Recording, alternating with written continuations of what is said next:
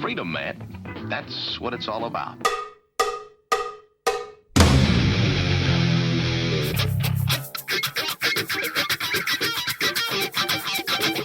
You've got to groove on freedom, like the good book says.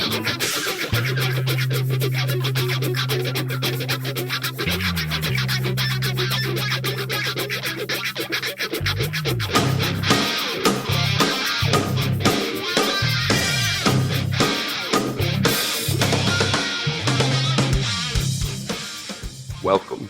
You are listening to What on Earth is Happening. This show will discuss the topics of human consciousness, mind control, natural law, the occult, and all issues that affect the freedom of the people of Earth. What on Earth is Happening will endeavor to shine light upon the darkness of our world and to offer empowering solutions to the problems we face as humanity approaches its critical moment of choice. And now, here is your host, Mark Passio.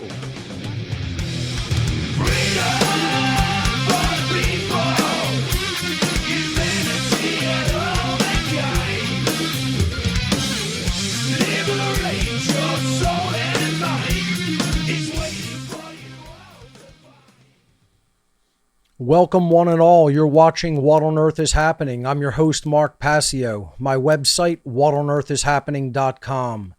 Ladies and gentlemen, government is slavery. And here on What on Earth is Happening, we are ending slavery one mind at a time. Welcome one and all. Thank you for tuning in today. Today is Sunday, April 10th, 2022. This is episode number 250 of What on Earth is Happening, a milestone show. So thank you for being here today. And as always, What on Earth is Happening is a cumulative show. This is cumulative information. So if you are a new viewer or listener to What on Earth is Happening, you should not begin here. You should go back to my website, whatonearthishappening.com, to the podcast section. And you should listen to the podcasts in order, starting from number 1 and proceeding through the podcasts in order at your own pace. That is how you'll gain maximum benefit, because there is prerequisite knowledge in earlier podcasts for understanding later podcasts. It's a stepwise progression, folks. So don't take it out of order, or you will be somewhat confused and possibly even lost in your understanding. So we don't want that to happen. So I'm going to keep re-emphasizing that every show.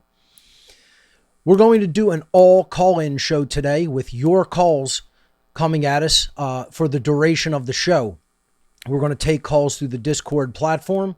And for the last 4 weeks, we've been doing an extended breakdown, an extended revisited version of the fake-ass Anarchists presentation that I originally delivered at the Seed 4 Growth Conference last year. So I felt that the topic was so important. I've been covering that for the last month, and today we're going to conclude that topic by taking your calls on anything that you want to discuss regarding that extended version of fake-ass Anarchists that I've delivered here on What on Earth is Happening over the past 4 weeks. I'm going to jump over to my slides and just take care of a few housekeeping announcements.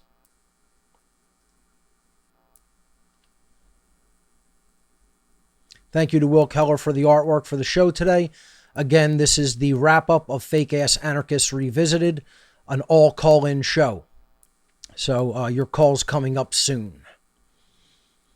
We're on a streamlined format with me simply producing at my desk without a crew.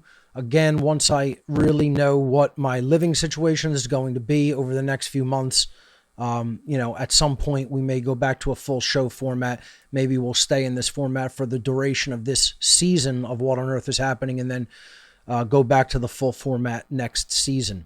But we're on a streamlined format right now on a 6-month on, 6-month off schedule. That's probably going to be permanent, because I'm going to take the second 6 months of every year to teach the How to Become the True Media seminar and focus exclusively on that. So What on Earth is Happening will be live every Sunday from January through June. And then the second half of the year, How to Become the True Media. Enrollment is open for How to Become the True Media 2022. We opened enrollment on April 1st, Friday, April 1st. And enrollment's been going great. Slots for the seminar are filling up, folks. So I would not wait to put your enrollment in, your enrollment donation, because we are going to cap this seminar at a certain number of seats. And we are approaching that very quickly. Now, we're not there yet, obviously, but many enrollments have already come in. And we're also, I'm also scholarshiping some people into this who I personally want to take the seminar. And I'm going to offer scholarships for people who I think, should be in the seminar, like content creators on the One Great Work Network. So there are also scholarship seats in the seminar that fill positions, slots in the seminar.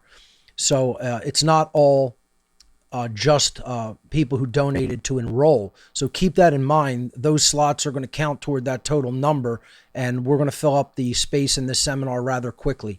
I just want people to know that so they don't get, closed out of the seminar should we hit that number, relatively soon. So just putting that out there. How to Become the True Media is an online technology skill sharing seminar hosted by myself on the Telegram platform. We did this on Zoom for the past couple of years, but we're switching over to the Telegram platform this year. It's 23 weeks, one class session per week for 23 weeks.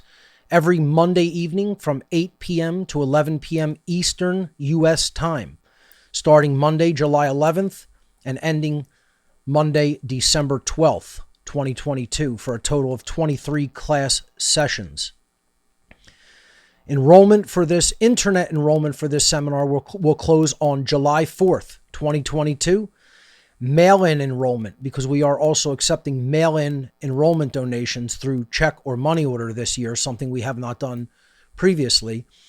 But if you enroll via mail order, you will have to get your check or money order to me by July 1st. July 1st is the cutoff for the reception of your check or money order, meaning you have to mail it before then, and it has to arrive at the mailing address we send you upon request by July 1st, 2022, or we cannot accept any mail-in enrollments after that because, we have to wait for the check or money order to clear, and it would be very chaotic doing that last minute of the last week.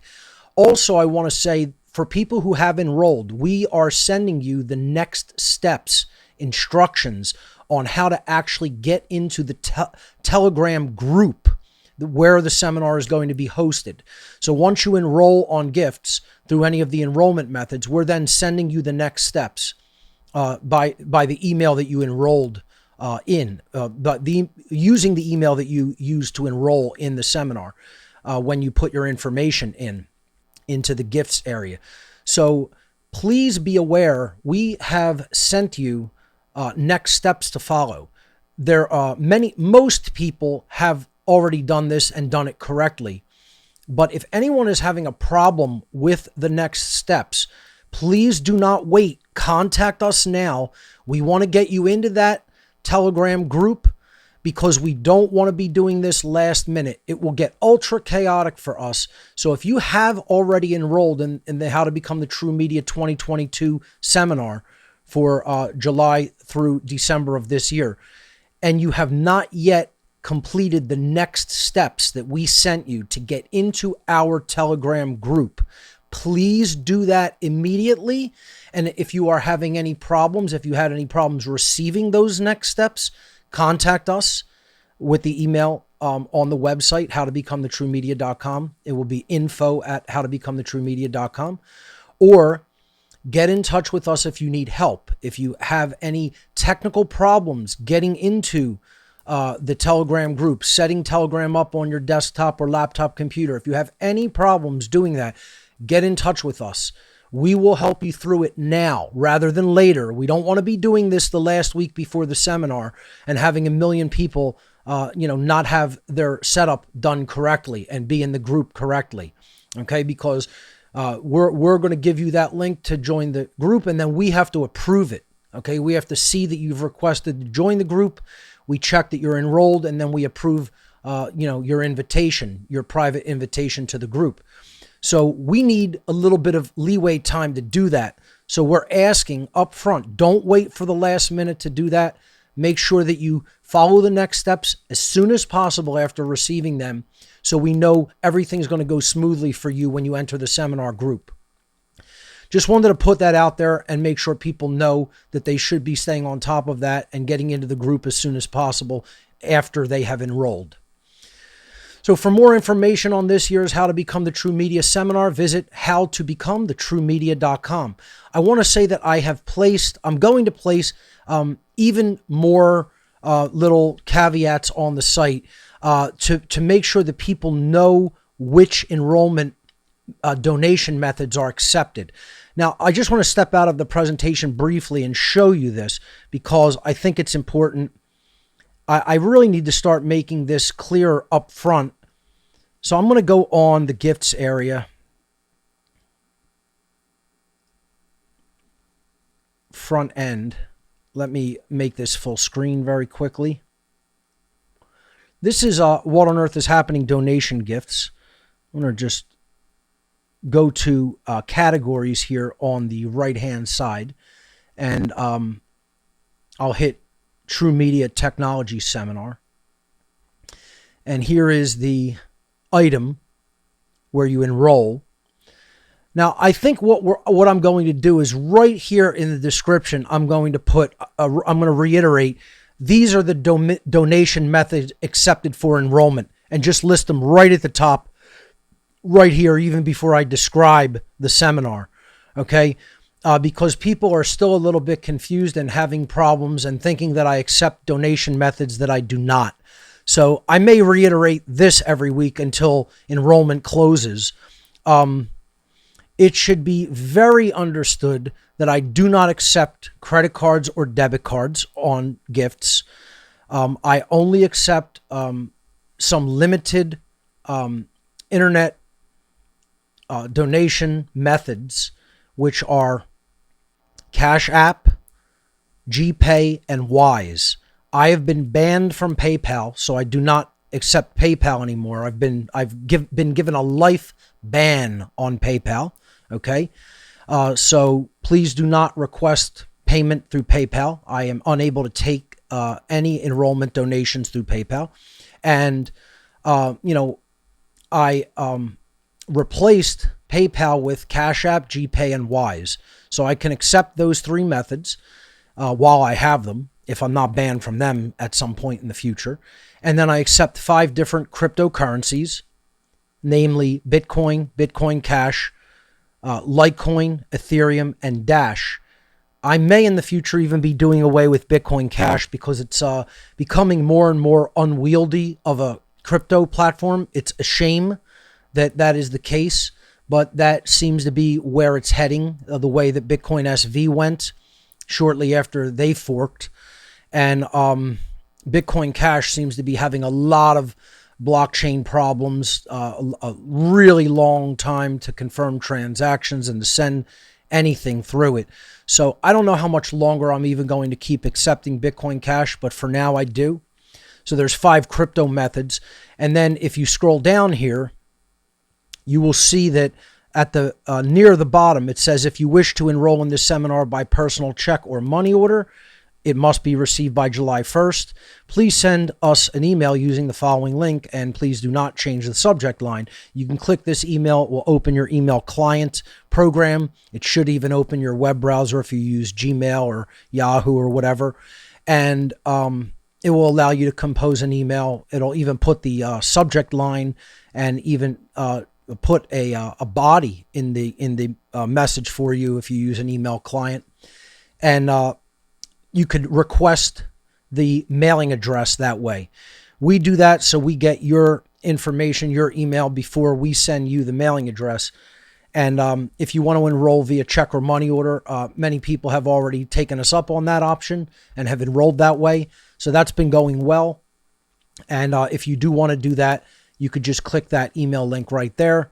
We have that also on the main page should you want to enroll on the website. If you want to simply click the email that says, if you wish to enroll in this seminar by personal check or money order, please send us an email using the following link. You can click that one. It will do the same thing.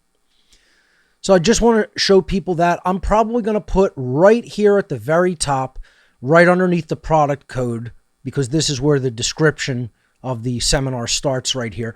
I'm going to put above that, we only accept these donation methods for enrollment.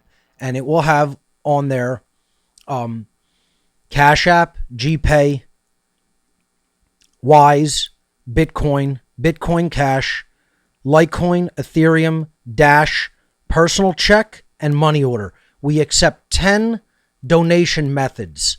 That's an extreme wide variety of options that people have to get enrolled in the seminar. 10 different individual donation methods.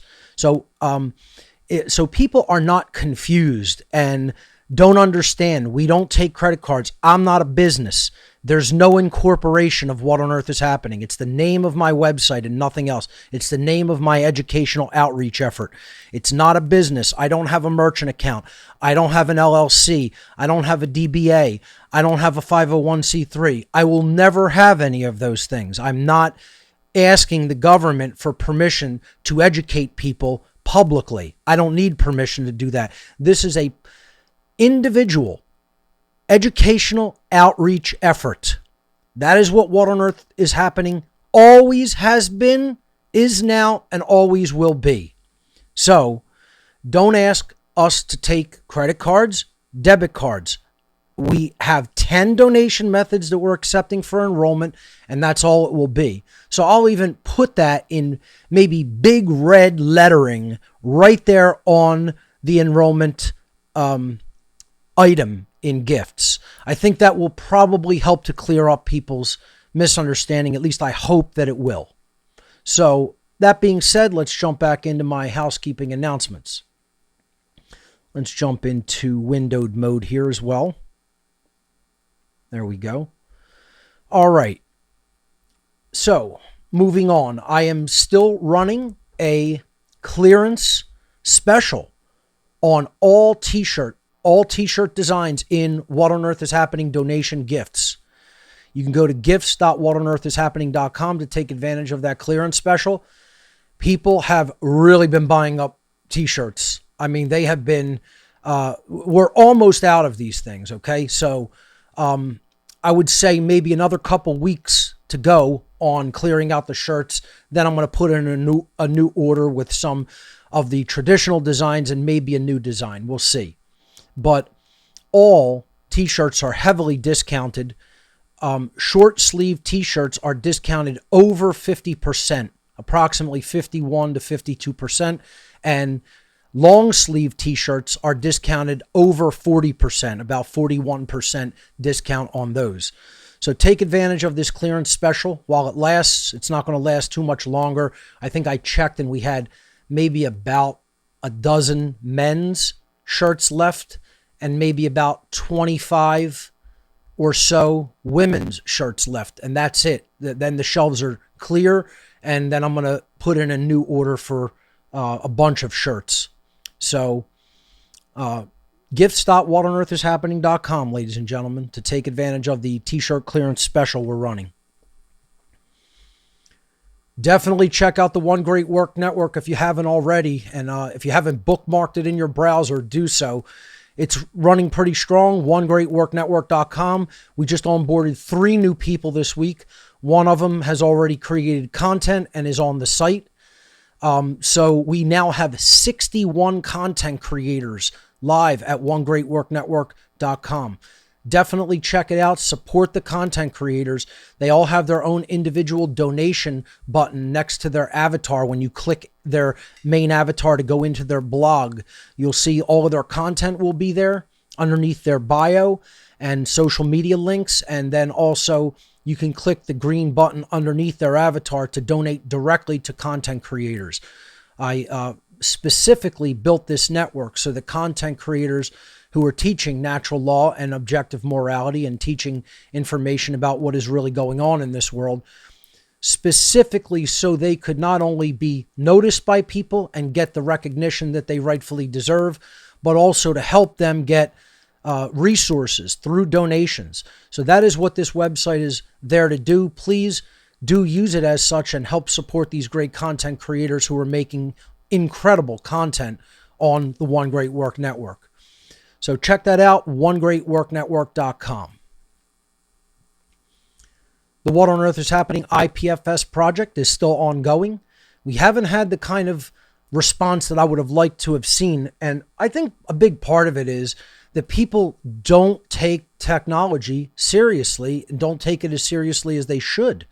So I don't know if we're going to hit the goal. I wanted to get 10 nodes up live on the IPFS network by the end of the year. It's going to look like it's going to be difficult to do that based on the pace that this is going.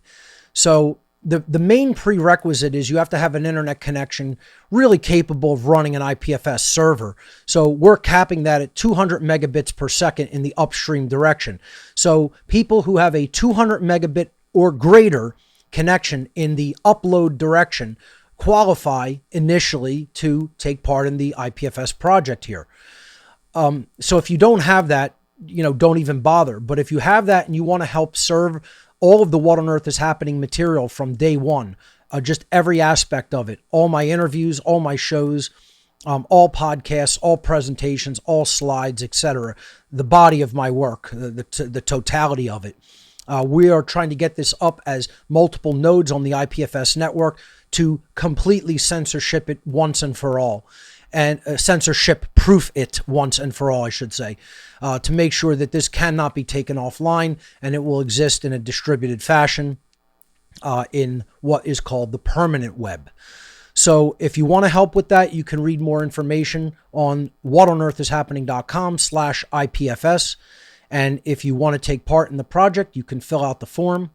You will get a PDF document back that you can download and read about the preliminary requirements to join the project. If you do not meet them, please don't request to do so. But if you do meet them, then get in touch with us and we will get you started with what you're going to need for the What on Earth is Happening IPFS project. So for the last 4 weeks, I have been reinvestigating the topic of fake-ass anarchists. We have revisited it in an extended format presentation over 4 weeks here on What on Earth is Happening. We called that Fake-Ass Anarchists Revisited. Today we're going to be taking calls on this topic. And, if you want to go into any other topics that we've talked about here on What on Earth is Happening, I guess that's fair game too. But in general, I'm opening up the phones for specifically some of the topics and philosophy that I talked about during the Fake-Ass Anarchists Revisited shows over the last month here on What on Earth is Happening. Again, I originally gave this presentation at the Seed 4 conference back in May of 2021. So today, we will be revisiting through your calls this topic. And what a phenomenal shot. What a great drawing, depiction. Could not say it any better through a graphic. It's exactly what we have out there. Exactly. Just children. Total children. Calling themselves anarchists. They couldn't spell the damn word, let alone know what it means. Couldn't spell it, That's how, what bright bulbs some of these children out there are calling themselves anarchists. It's laughable. It's you gotta laugh or you'll put your head in your hands and weep at how stupid and naive some of these people are in what I described over the last few weeks, and in their mindset, in their religious viewpoints. And then in the next breath, they'll tell you they don't have a religion when they're doing nothing but espousing religion. They don't know how to think. They don't know the trivium method. They know nothing of the occult engineers that are brainwashing them and completely destroying their minds. They don't even understand that they themselves, through what they espouse, through what they believe, through the things that they're saying and propagating to others, are literally putting chains upon themselves. Literally is what they're doing. They're literally putting shackles and chains on their own selves. And they're too stupid. They're too ill-read.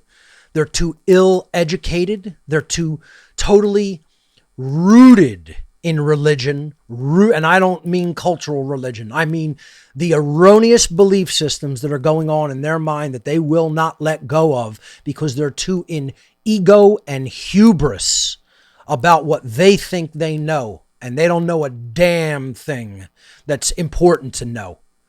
They have barely started or even haven't started at all. The dark occultists would call these little children the unbegun and laugh at them. Rightfully so. Rightfully so. So thanks to Will for finding this graphic because I think it's perfect. And it's exactly what these people are.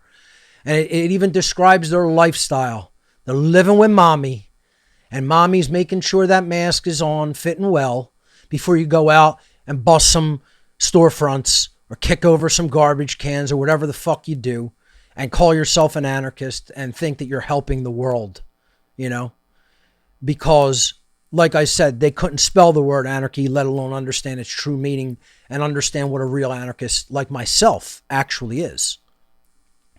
You know, I'm the real deal.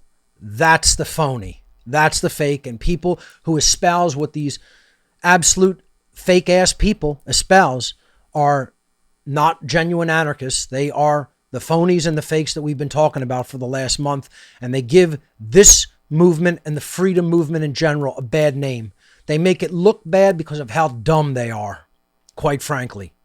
So we're going to take your calls on this topic and see what you have to say regarding fake ass anarchists, regarding their mindset, regarding their religious views, regarding their behaviors, their practices, the groups that front them and fund them and give them their ideology.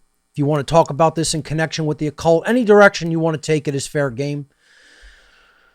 To call in, visit whatonearthishappening.com/Discord. That will put you into our Discord server, the call-in room. You could also go to whatonearthishappening.com/show. And if you're watching there, we have a Discord widget on the front page, on the show page of whatonearthishappening.com. I feel like I'm almost trapped with Discord. Just as a brief aside, while people join into the room, I'm going to just go off on a little side rant here about Discord. Discord are clearly the owners of this so-called communication app operation are clearly statists, leftists. They're time wasters with gaming. It's a shame that this is one of the only free platforms that exists that has the feature set and the permissions granularity to set up multiple rooms in a server, such as Discord has as its technological features. Otherwise, I would dump it in a heartbeat for something that can do exactly what it does.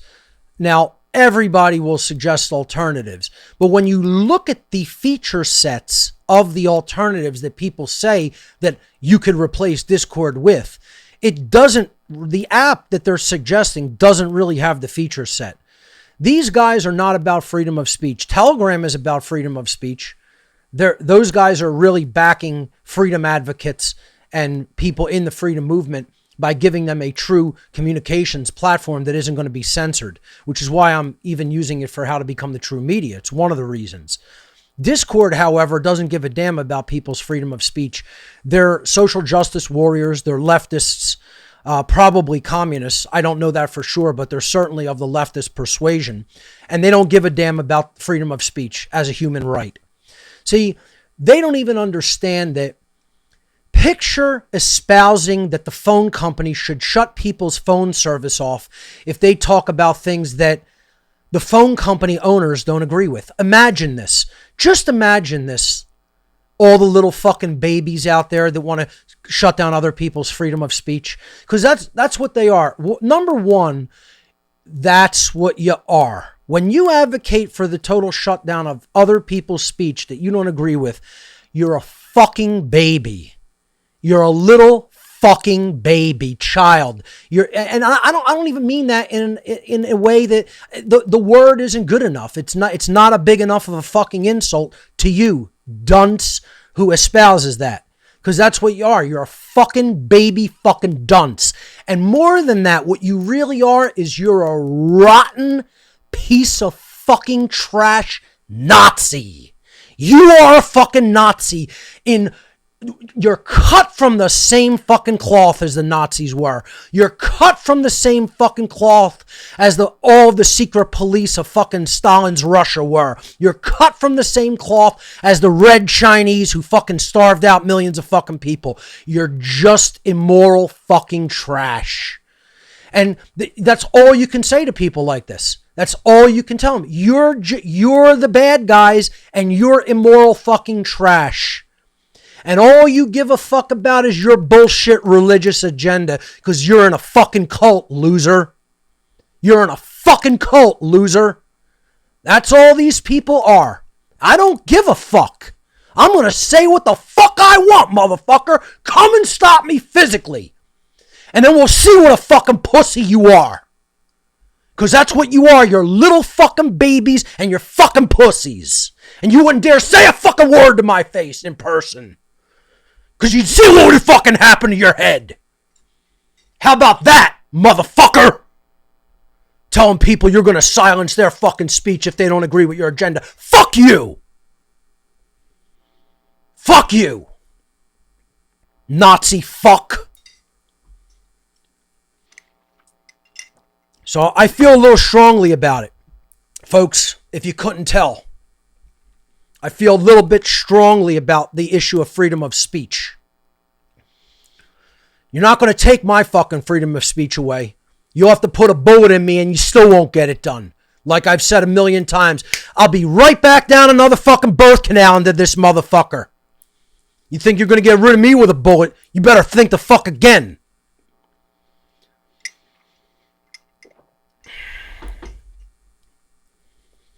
Secondly, I ain't afraid of a fucking gun pointed at me.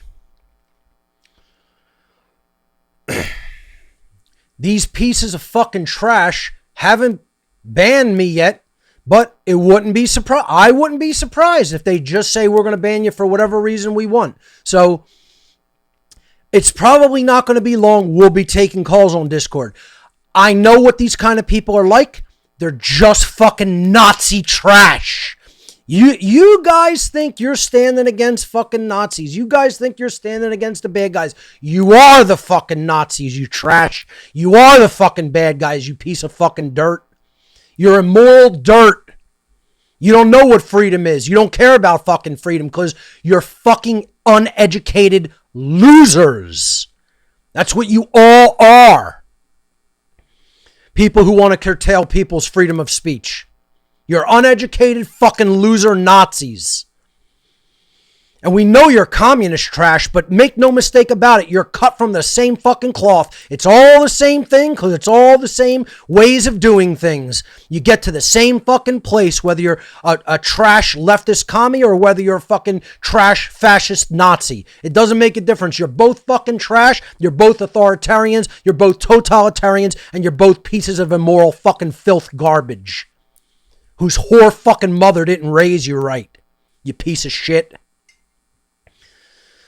That's what every person who is of that persuasion is exactly that. And I'm one of the only people that'll come out and fucking say it with balls. Just like that. That's right. So we'll take your calls on Discord about the other pieces of trash called fake ass anarchists today. We're going to be doing that on the Discord platform. So that's how to join us. Wrapping up the announcements section, briefly, the ARC 2.0 is still available. This is an ongoing offer for research material that helped me to understand the world and make sense of it. You send me either a hard drive or a solid state drive with at least 2 terabytes of storage space available, and I will fill it up for you. That's the ARC offer. Very simple. So it consists of 26,000 audio files, 9,500 books, and 3,400 videos. From a time even when the internet wasn't as censored as it was, so you'd have a hard time finding a lot of these pieces of material. Now, because of the censorship measures that have been imposed in this garbage Nazi trash world and communist trash world. And you don't need to endlessly search the internet because it's all there, copied on a local device for you. You plug that into any computer. The ARC will work with a Mac. It will work with a Windows computer. It will work with a Linux computer, laptop or desktop, or even tablets that have USB ports and allow you to mount an external drive. So it will work on just about any computing device, and all the material is available offline without having to search the internet or deal with censorship. If you want to take me up on this unique offer, please visit whatonearthishappening.com/ARC. There are rigid shipping instructions to protect your drive and to make it hassle-free for me to get you the data as quickly as possible. That's the goal. That's why the instructions are the way that they are. Just respectfully follow the instructions and there'll be no problem with your ARC. We'll get it back to you very efficiently. If you want hard copies of my presentations or other ancillary promotional items such as t-shirts, keychains, stickers, coasters, buttons, etc., visit gifts.whatonearthishappening.com. This is a donation gifts website. So for your donation toward the What on Earth is Happening cause, we will mail you out free gift items of your choosing. That is what this little gift basket website that I've set up does. So if you want to do that and help the What on Earth is Happening cause through your donation in return for gifts that we will send you, visit gifts.whatonearthishappening.com. And finally, if you want to make a straight donation to the What on Earth is Happening cause and also support the One Great Work Network through a donation like this, there are, I believe, 11 donation methods on whatonearthishappening.com/donate. All of the methods that we accept through gifts, plus our Amazon wish list, where if you so choose, you can donate a technology item to directly help technologically here at What on Earth is Happening. Right now, I don't think there's anything up on the Amazon wish list because, as I said previously, everyone has actually purchased the items that are on there and shipped them directly to us. And I want to thank everybody for their generous donations that they've offered for What on Earth is Happening. You've kept the whole operation going, the One Great Work Network as well, and helped me keep going personally. So thank you very much to everyone who has donated from the bottom of my heart. You guys are great, and I really, really, really appreciate your efforts to keep us going. So once again, if you want to make a straight donation, whatonearthishappening.com/donate. Those are all the housekeeping announcements that I have, so let me get set up to take your calls. Switch over to that for a moment. I got to get my headphones on and go over to my Discord app. Here we go. All right, we have some people waiting. And also, folks, thank you for using your real name in the Discord room. I'm going to only call on people who use their names. I will not call on people who use internet handles or aliases. You can change your nickname in the What on Earth is Happening server if you need to. But I will not be calling on people who use internet handles, just letting people know. All right, let's go to Axel. Axel, you're live on What on Earth is Happening. Welcome to the show, and what do you have for us today? Can you hear me, Mark? Hold on, Axel. I'm not hearing you. Give me a moment to correct my headset here. I apologize. Give me one moment.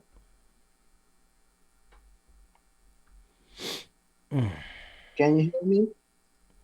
I'm going Can into you my hear me? Discord settings and trying to clear this up. I apologize for the technical problem.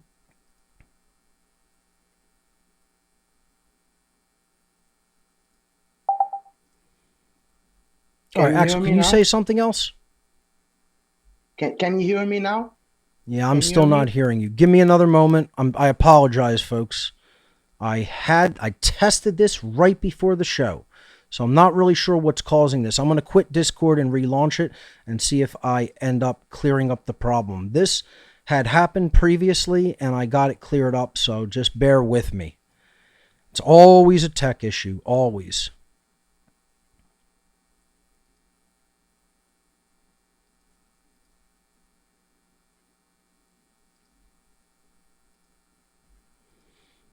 All right, I'm relaunching Discord.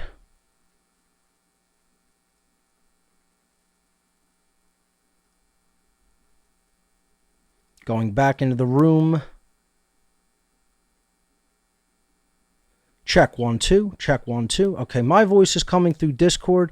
Let's see if I can hear Axel now. Go ahead. Can you hear me now? Nothing.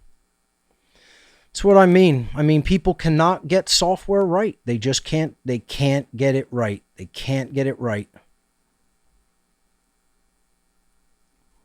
Can you hear me now? So, we're off Can you to a hear me bad now? start here.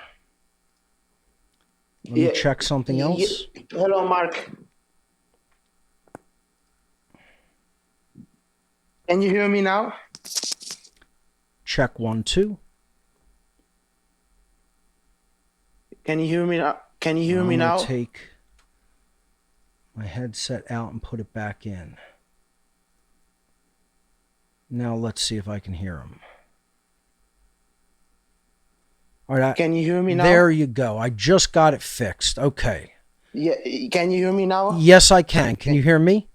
Yes, I can hear you very well. All right, Mark. great. I Thank think you- we've thank cleared you for up the getting tech issue. I, bared through that and got the sound through this headset here, which has been presenting a problem and has been coming out of the setup somehow, where I have to then remove it and re-add it back, which is very odd. I don't know why it's happening, but this is the nature of the tech world. And if people take the How to Become the True Media seminar, they will realize you're not going to forever be able to prevent tech problems. They're going to manifest.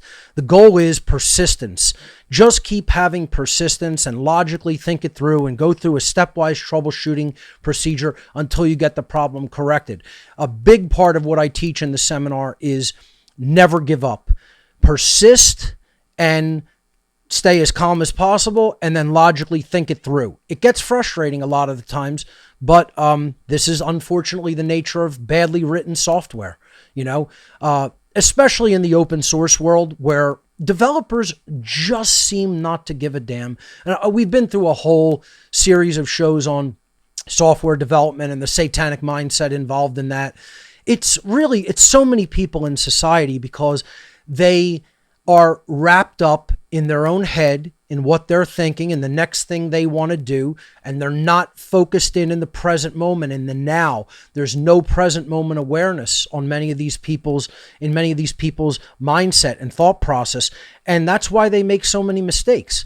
And it's a shame, because what it represents is that even a competent person who is very knowledgeable, like myself, can make no mistakes and still have technical problems, not making any errors on their own, because the software is poorly written and it simply triggers errors and has problems that the end user cannot solve. Or they have to do workarounds and dance arounds to solve the problem in the immediate sense. But really, the software is still problematic. So, this will probably continue to occur from time to time until whoever is responsible for the bug in the software identifies the bug and fixes it. And it's almost highly unlikely that will occur, because a lot of developers just don't care. They don't care about the quality of their software. They're lost in their own head. They're drunk with their own power. People like Discord, people like other, internet platforms, actually believe that they have the right to stop other people from speaking their mind to others just because they don't agree with them. Well, what if the phone company and your cell phone company, right, say, I don't like your leftist views. I'm cutting off your cell phone service forever. You're never allowed on any of our platforms. You will not have a cell phone for the rest of your life because we don't like what you're calling and talking to your mom about. You're espousing views we don't agree with as conservatives. Could you imagine how fucking flipped out these people would go if, let's say, a conservative phone company said, we're cutting off your cell phone service because you're a loser liberal, a leftist, and we don't want any of you speaking your mind on our platform. We're a private company. We're allowed to do it. Imagine this. The people believe this bullshit too. Imagine people who believe this bullshit, that these people have a, quote, right to censor other people's speech. They are a communications platform providing a neutral end-to-end service of sending data. That's all they are. They should not even legally be allowed to do that. It is a criminal. That is racketeering. You understand? When you're doing something like that, you're engaged in a racketeering process. If you look up criminal racketeering, you'll understand that that's really what they're engaging in. This is racketeering. Okay? Not that I even care about what the law defines a wrongdoing as. I don't care what man's law defines it as. I'm talking about that you're engaged in an immoral activity, period, by censoring other people just because you don't like what they're saying. Then don't get involved in the communications platform. You can't have it both ways. You can't start a communications platform and then say only people who I agree with are allowed to use it. Imagine these fucking dirty Nazi pieces of dirt. I mean, I just can't believe, it really makes me want to root for physical war, because when it's on, then it's going to be on people like that.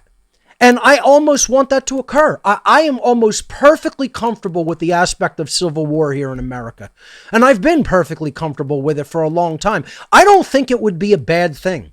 I think it would be a needed cleansing of this country, personally. I think the people who would win and come out on top would actually make the country better. Because I think in many ways, whether they outnumber the other aspect of people or not, they're more filled with the spirit of, I'm going to fight this, we're going to defeat this, and we're going to make something better on the other side. Because right now what we have is just such fucking junk. We have such junk in this country, and junk running institutions, junk running software companies and development and tech. Big tech has just completely lost their fucking minds out of control. And even these smaller tech companies, they've lost their fucking minds. They never had minds to lose to begin with, but they have lost it. They've lost their shit. And it's just got to be said. Sorry, Axel. Go ahead and bring up what you wanted to talk about. I'm sorry, because I'm just on a ravenous rampage about freedom of speech right now and what these companies think that they have the right to do. I agree. I perfectly agree with you, Mark. I appreciate your work myself. Thank you. And I have a YouTube channel as well. I'm putting video out. Great.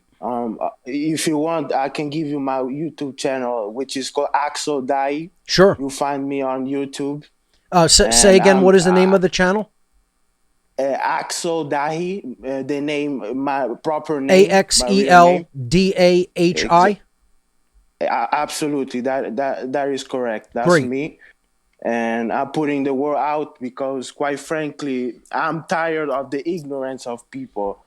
People are very ignorant. I see it every day. And we need to do something. You know what I'm saying? People need to stop playing nice and be. We need to do anything to destroy this system of slavery, quite frankly. That's right. Because humanity is going to a very dangerous path, and people don't want to hear that. That's right. They think everything is positive. Folks, people have zero idea what's coming. They have no idea what's coming now. What's gonna happen now is gonna be worse than Nazi Germany and communist Russia and all the totalitarian regime throughout history. Because these people, they're not gonna stop until we end it. That's You right. know what I'm saying? That's exactly right. Exactly. And I really appreciate your work because I'm watching your podcast in order. I just came on this podcast to say hi because I wanted to talk to you for a long time. I wasn't able to get on Discord, but that's what I wanted to say. Because I see it every day. Comment on the social media platforms. People are very ignorant. They still believe in government. They still believe in erroneous belief system, which is they can't use the proper logic and a trivium. That's right. Properly. Imagine Which is these sad people because- want their own freedom of speech, and they want other people's freedom of speech shut down if they don't agree with them. I mean, they'd never put the shoe on the other foot. Imagine if, like I said, what if your internet service provider said, I don't like your viewpoints, and I'm just cutting your service off? That communications companies and platforms that allow communication should not ever do anything like that. If we're not going to put up with that with a phone company or an internet company, what makes people think that they should put up with it for Discord or Apple or Microsoft or Google or any of the big tech companies or Twitter or Facebook? I mean, they should just be neutral communication providers. That's it. You don't have a say in what content gets communicated any more than a phone. Picture a landline company, right? Picture like AT&T, right? Or your local landline company. You have a landline installed in your house. You pick up the phone, you make a call to a friend, and you start talking to them, and the operator comes on the landline and says, "I'm sorry, but we're cutting off your service because we were listening into what you were saying, and we don't like that conversation. So you can't ever have a phone in your home again." Imagine that. That is exactly what these tech companies are doing. No different. It's no different than that. Censorship at its finest, and people seem to be okay with this. They seem to love it. They seem to be fine with it. Yeah. Very sad. Very sad. I don't know what to say. That's why we have to reach out to people and really educate them. That's the answer. The answer is people got like that because they weren't educated. The solution is they have to become educated, and we especially have to reach the young people. We have to reach the youth and educate them before they turn into adults like that. 100% agree with what you say. People they need to be educated. I see parents, there's a lack of conscious parenting. People are not morally educated. They don't understand the objective difference between a right and wrong behavior. They think everything is subjective. That's right. They think we can do whatever we want. It's not like this. Exactly. And moral relativism. Very few people ever talk about this problem. It's the destroyer of freedom, as I call it, and it's such a big topic on when we talk about fake ass anarchists. Because how many fake anarchists are moral relativists and actually believe that morality is subjective? They will actually spout that religious belief and then in the next breath call themselves anarchists. Unbelievable. And then not only that, they think they can achieve freedom through maintaining the system of slavery called government. That's right. I hear people saying, "Oh, government is there to protect people's rights." Folks, you don't understand that government is there to enslave you. That's it. The very word government means mind control. And yet people can see it. People who claim to be awakened, they can't see this shit. It's right in the name. It's right in the name. Right in the name. I'm shocked. Everybody in the freedom movement talks about nonsense, not addressing the cause of fire. Everybody wants to talk about the symptoms of the disease. That's right. They want to talk about this, which side is the best and the worst side. not understanding they're both the same. They're controlled by this Satanists behind the power structure. That's right. Who runs everything. Not understanding the power structure and the system of control is very complex. That's right. And they want to blame on one group. I see it everywhere. Yep. In the social media. People blaming, oh, it's just the Jews, it's just the Zionists, it's just the Jesuits. No, for it goes beyond that. Actually, you definitely seem to have a good handle on things and how the power structure works, its complexity, its roots in the occult world. So I'm going to check out your channel myself, and if you be interested, maybe we can onboard you onto the One Great Work Network as a content creator. I'll check out some of your content, and then I'll get back to you. But it sounds to me like you have a very firm handle on things and what's really going on in the world. I fully agree with you, and I sympathize with your frustration as you're sympathizing with mine, and how difficult it is to reach out to these people and help to truly morally educate them. But that is what our work is to do. Thank you. That's what I'm very upset and frustrated, because we heading to a very dark path, and if we need, this is the time now to do something. That's right. Otherwise, it's over for us. We're not gonna be able to do anything, because these people are psychopaths. They're not gonna stop until they're gonna have total control of humanity. That's their ultimate goal. That's what people, they want to enslave everyone. Nobody, no matter who it is. That's right. It doesn't matter who it is. It crosses cultural boundaries. It crosses nation states. It crosses all races, all ages. Everyone. They want everybody, Absolutely. not just one group of people enslaved. They want everybody enslaved. Absolutely. I'm quite very young. I'm just 22, and Excellent. I'll be watching your podcast. I'll be watching Jordan Maxwell, David Icke, many other researchers. And your great job.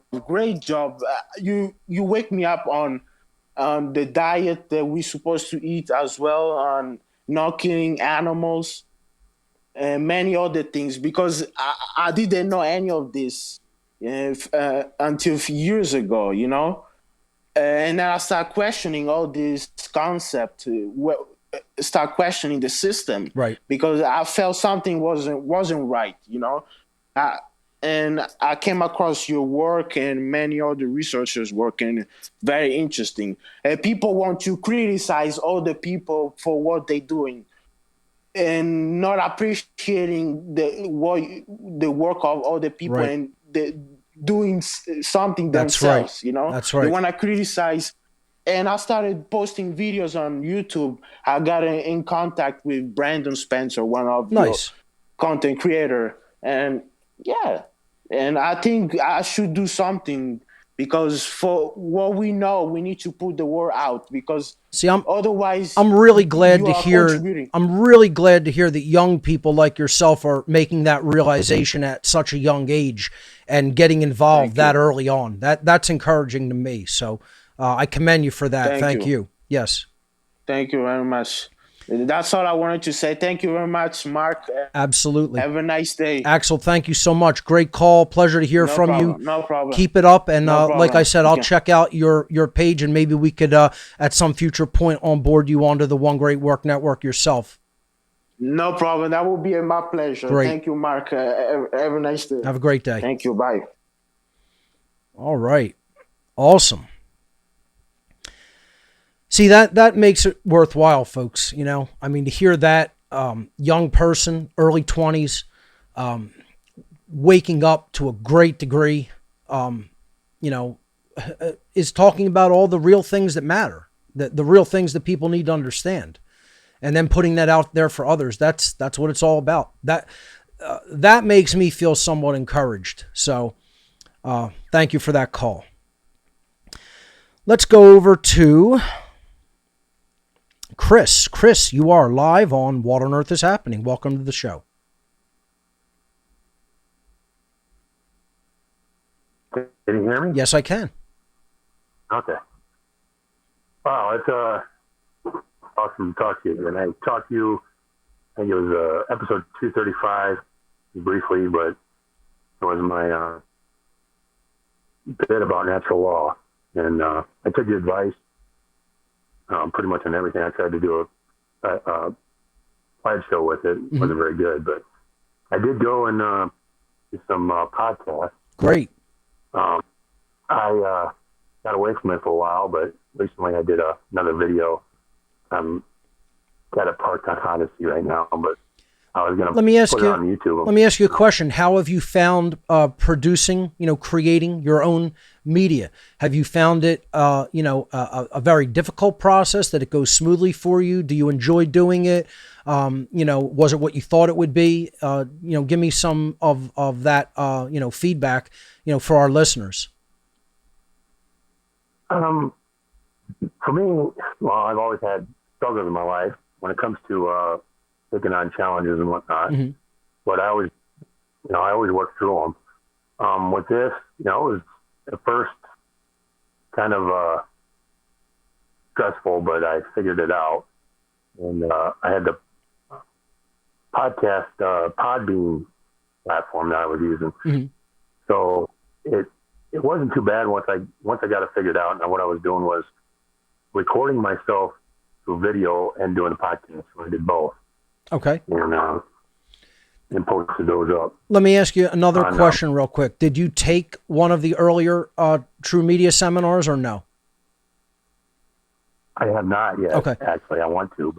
Yeah, I mean, I have not. I was going to ask, would you think that might help smooth out your skill set and help with, creation of media like this?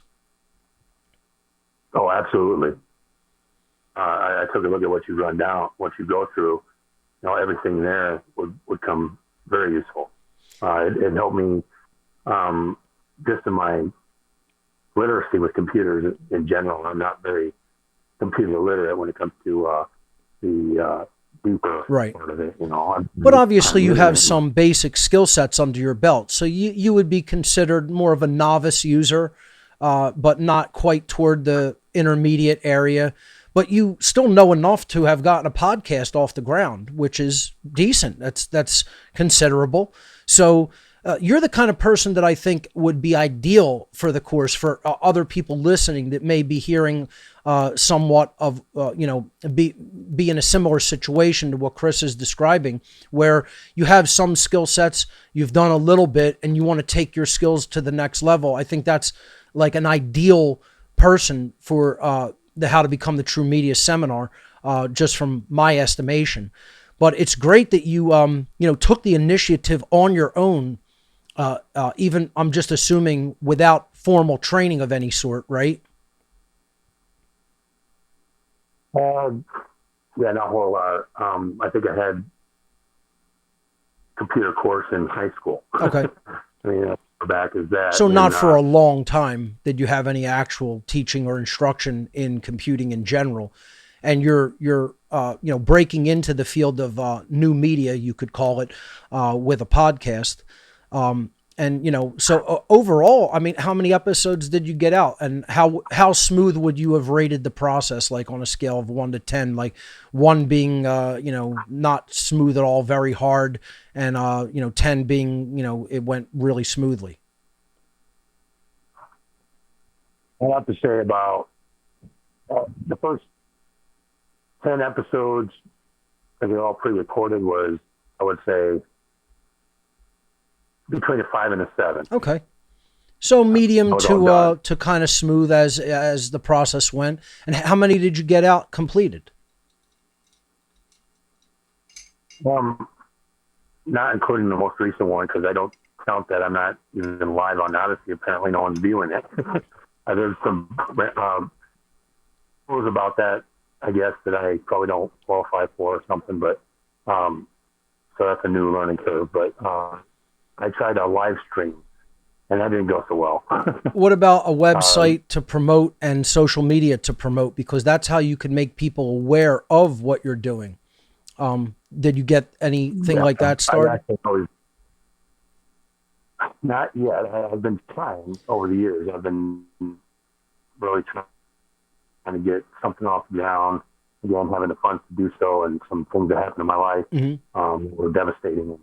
So it's been very That's challenging. understandable. I'm sorry to hear that. Oh, And yeah, so many people are going through things like that right now. But what I was going to say as a piece of advice, if you do work to highlight and promote your own work, like build a site, a simple website that you just then will repeatedly post the podcasts on, like a blog, and also then cross promote through certain social media platforms, I think you'll see your viewership go up and up. And if you do that steadily, it will steadily increase. That's one of the ways that you bring people into your material. Yeah, that was my idea. Right. I just hadn't gotten anything else now. And I also like to write. So that's actually my chosen form of expression, but I do see where you come from when you talk about the speaking word, Yes. Sometimes it seems like speaking direct to people best way, because you can actually explain it to them like then and there what you're talking about. Have you considered doing any presentations, like making PowerPoint, keynote presentations, etc.? Yes, I have actually thought about doing something like that. Like doing a full-on presentation with a slideshow and posting that on in the video. It's a great way to go about it. These are the things that we go through in the seminar. We lay all of this out, how to do it. I show you how to do it. I actually do it during the seminar. I, build a presentation, make some simple slides, etc. Show you how to record that. So this is a perfect case scenario for, enrollment in the How to Become the True Media seminar, because these are the exact skill sets that we actually cover. For anybody else out there listening to what Chris is saying here, this is, how people begin. You can't expect to begin and have, 1,000, live viewers on your first stream. It's probably not going to work that way. Hey, if it does, wonderful. But, it's a process of persistent doing and continuously, reaching out to more people, word of mouth spreads. Your website gets more clicks. People go more on your social media, and then your actual media gets out there to more and more people. You have to stay with it. Persistence is a big, huge part of what we teach in the seminar, and consistency is a big part. Now, that doesn't mean you can never take a break. Obviously, we all need that. But in general, if you stay consistent with your material and put it out there and just build it up more and more, you will see that recognition come. I promise you. I know it can always feel like nobody's out there and nobody's going to be paying attention, but it really is a matter of just really getting it in front of some more eyes through smart promotional efforts. So, my personal, advice for next steps would be get a website built, go on some select social media. You don't have to do a million of them, but, couple that you want to have a target audience on, and keep posting your links, keep posting links to your site. Always use your website as an archive of your material. One of the things I find is people don't want to go to 5 different platforms to find where you've actually put out content. They want a central hub. And if your website acts as that hub where somebody can get everything that you've done, it's a one-stop shop. So that's why everything I've ever put out is on What on Earth is Happening. Just about every interview I've ever done, all my presentations are up there. Every podcast since podcast number 1 is up there. So it not only sort of immortalizes your content by putting it online and keeping it, but organizing it nicely for people so that they know, okay, it's here, it's in this section, I can hit play here and watch this or listen to this. That acting as a central resource location is something that builds that consistency. it builds that, you could call it brand consistency. I don't really want to use a corporate term like that, but it builds awareness of what you're putting out there consistently for people. And that's why I would recommend that as a next step. But folks, this is a great example what Chris is talking about. And I'm sure many of the other people listening and watching out there are in a similar situation where you may know a little bit, you may know less than a little bit, you may know a tiny bit. And you are right on the edge of wanting to start something, wanting to get it out there, but you have some hesitancy as to how or what next steps should be. This is the perfect scenario where you would want to check out the How to Become the True Media seminar. I'm not even just saying that as a advertisement for the course, but really it would be an excellent idea because I've been through all of this. This is exactly what I've done over the last 15 years. And I could give you pointers on experientially exactly the process that I went through. And this is what we cover in the course. One of the other things I want to say, Chris, before I move on to some other callers, is that I really like seeing this exact scenario that you're bringing to the table of starting something like this. And even the last caller, starting a YouTube channel, regardless of the platform, right? It seems more and more people are putting their own content out there, that this is happening. It may not be in the biggest way imaginable right now, but it's definitely starting. It's beginning, and people are realizing, hey, it's not just about me absorbing material. It's about me putting it out there myself as well. So let me just ask you before I let you go, what led you to make that decision ultimately? Where you stop being a content absorber, or you're obviously still going to absorb content that you want to listen to and watch, but what made you make that final decision to say, I'm going to start putting material out there myself? Well, it was quite a number of years ago when I came across yours and Park and Rose's work. You sounded like you were in line with what true, frankly, what the word anarchy actually means. And so I was taking it all in, and I was starting to develop my own ideas. And like I said, I like to write, so I'm coming up with ideas for novels or nonfiction work. And then, like I said, things happened, and I got turned upside down. So you were coming all out. You were like, are you there? Yeah, you were breaking up a little bit, but you're back. Continue. I started listening to your shows right about the time you were cutting loose fully. You were saying, enough of this crap. I'm done with it. Back, and it started to really put a fire under my belt. And say, what am I doing here? I have to be getting up and helping you out, helping others out. I have to do something here. Beautiful. I want to thank you for sharing that, and I thank you for getting personally involved. I'm glad that I was able to, inspire that or help to, along with Lark and Rose. And I'm really glad that you got started and, got off of the bench and onto the playing field. That's what it's all about, my friend. So, Chris, thank you, and keep it up. Do not get discouraged.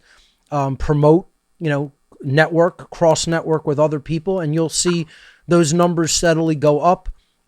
Persistence is the key, and consistency is the key. I would give that as my advice. And if at some point you're apt to join into the How to Become the True Media seminar, we'd love to have you there. Oh yeah, absolutely. I got some resources coming to me, and I'm hoping they'll come in time to be able to sign up if it's not too full. And I'm also readying myself to send for your arc. So great, awesome, Chris. Thank you so much, my friend. Great call. You have a good one. You too, man. Keep it up yourself. Absolutely. All right. All right, let's see who else is holding on the line. Let's go over to Dan A. Dan A., you are live on What on Earth is Happening. Welcome to the show. Hey, Mark, thanks for taking my call. It's good to talk to you again. Absolutely. I met you at Anarchists and Cool. really loved your presentation there. Thank you. I took your Teaching Natural Law seminar, and probably about a month and a half later, maybe the end of October, beginning of November, I did my first podcast. And I've put out the last 28 months, like 30 podcasts. I spoke 3 times live last year, and I plugged your work. And I was surprised, within the freedom community, you're very well known. Really? And these, of course, but right. It's kind of a shock to me.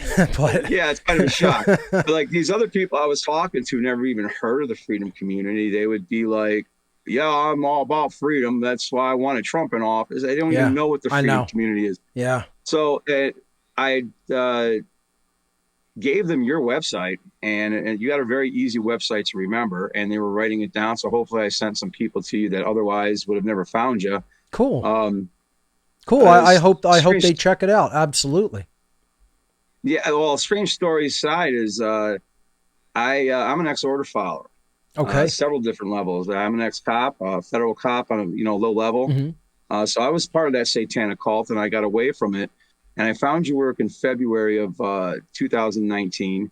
And come July of 2019, I fell out with you, even though you didn't know about it, for about a day when I seen Cosmic Abandonment. Okay. And I had to sit there in front of the mirror, and if I was going to hear the first principles, say, no, he's fucking right. And I was in a wrong profession. So 2.5 months later, I was shaking your hand at Anarchists. That's awesome. So yeah, I'm out of it. I got lots of stuff to tell. I've told a lot. I have wrote 2 books. The second book that I wrote, called Rise from Darkness, Who Are They? You heavily influenced it. And I just want to let you know, I gave you thanks in the acknowledgments and plugged the website. What on earth is happening? Well, that is great. Thank you. Dan, I have so much that I want to respond regarding what you're doing in your work. First of all, you seem to have already put out a great amount of material. So I would definitely want to onboard you onto One Great Work Network at some point if that's something you'd be interested in. So if you want to hit me up on Discord, I will. We can talk, and I could maybe make those accounts for you if it's something that you're interested in.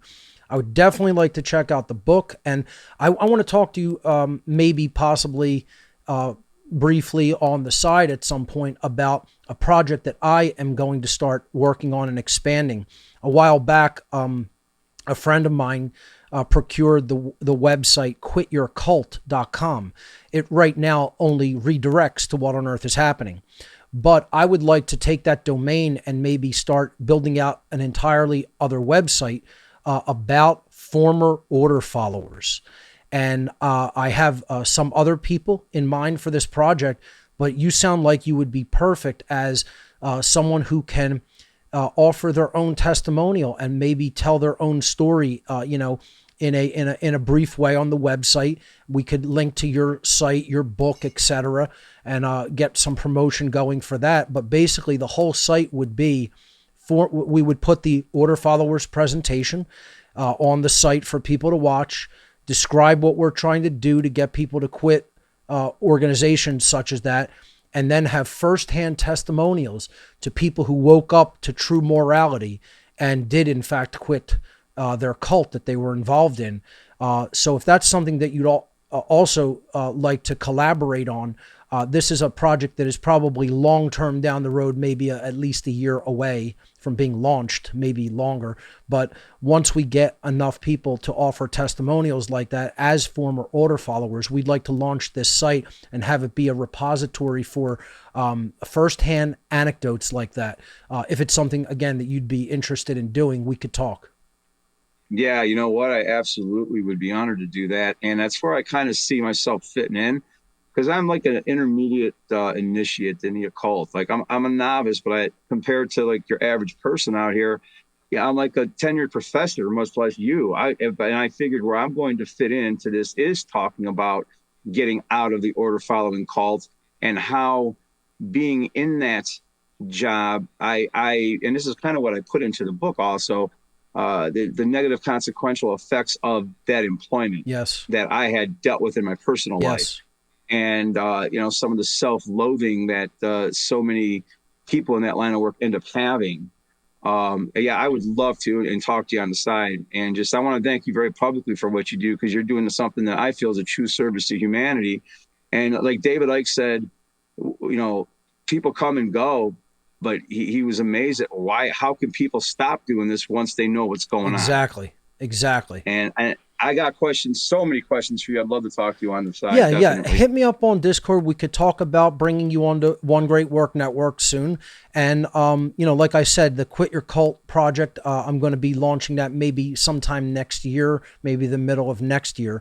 So we have time for that, but I would like to start building up, as I said, people who can offer firsthand anecdotal evidence for getting out of the cults that they were involved in, and putting their testimony on the website. So that's definitely something. Yeah, let's talk about it on the side on Discord or something. Just hit me up there and we'll get together about it. Yeah, absolutely. Thanks. I've also put some of my links up on the Facebook page. Cool. Natural Law Facebook page. So some of my podcast links are up there. Great. Give people your main area where they can check out your content. On YouTube is my main area right now, and I'm on suspension, so I haven't been able to put nothing new up. I won't be able to June. What's the channel name? But it's Spiritual Anarchist Dan Arnold, and I know you don't like hyphenated anarchists, but everyone else thinks it's violent, so I just put it Spiritual Anarchist Dan Arnold, because people just do not know. If you're going to hyphenate it with anything, spiritual is probably a good choice. So no problem there. Yeah, so that's what that's how I got it. My real name's on it, and kind of what you talked about, these other segued right into this, is I've been deplatformed on Facebook. I had 3,000 followers, which I know is just a drop in the bucket, but that was 3,000 people that I was putting stuff out to. Absolutely. And they deplatformed me. I'm on restriction now. These people are fucking evil. I mean, they're just evil. I dig your anger, and I try not to sound like you, but when I get going, I probably do. They're evil people. And they don't even understand that they're evil. They don't care. They don't understand that they're evil. They don't even care when people tell them. Do you know? We could go right up to one of their faces and say, you know what? You are evil. You're an evil being, and they don't care. That they actually are convinced that they're in the right. They believe this. That's how sick their minds are. Yeah. Well, Dan, I try to figure out how to get through. Thank you. I don't know how you've done this for 15 years. I'm frustrated after 2, man. So, wow. Thank you. Keep it up, man. I wish I could tell you it gets easier. It's not really the case, but exercise that persistence anyway. That's what the great work is all about. And thank you for starting, and thank you for the work that you've already done. Like I said, you're a prime example of what I would like to feature both on One Great Work Network and on quityourcult.com when we eventually launch that as its own website. So let's stay in touch, and thank you for the call. Definitely. Thank you, Mark. Thank you. Thank you, Dan. Bye-bye.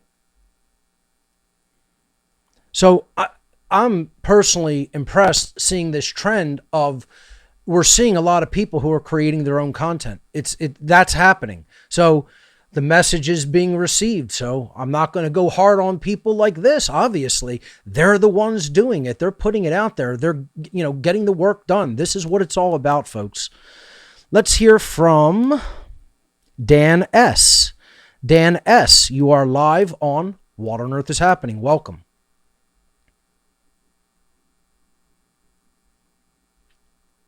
Just unmute yourself if you're not already unmuted, and then go ahead and speak. You're not coming through. It looks like maybe your microphone source isn't selected correctly, but you are unmuted on our end. So let's come back to Dan S. I'll come back to you, try to resolve that technical issue, and I will come back to you. All right.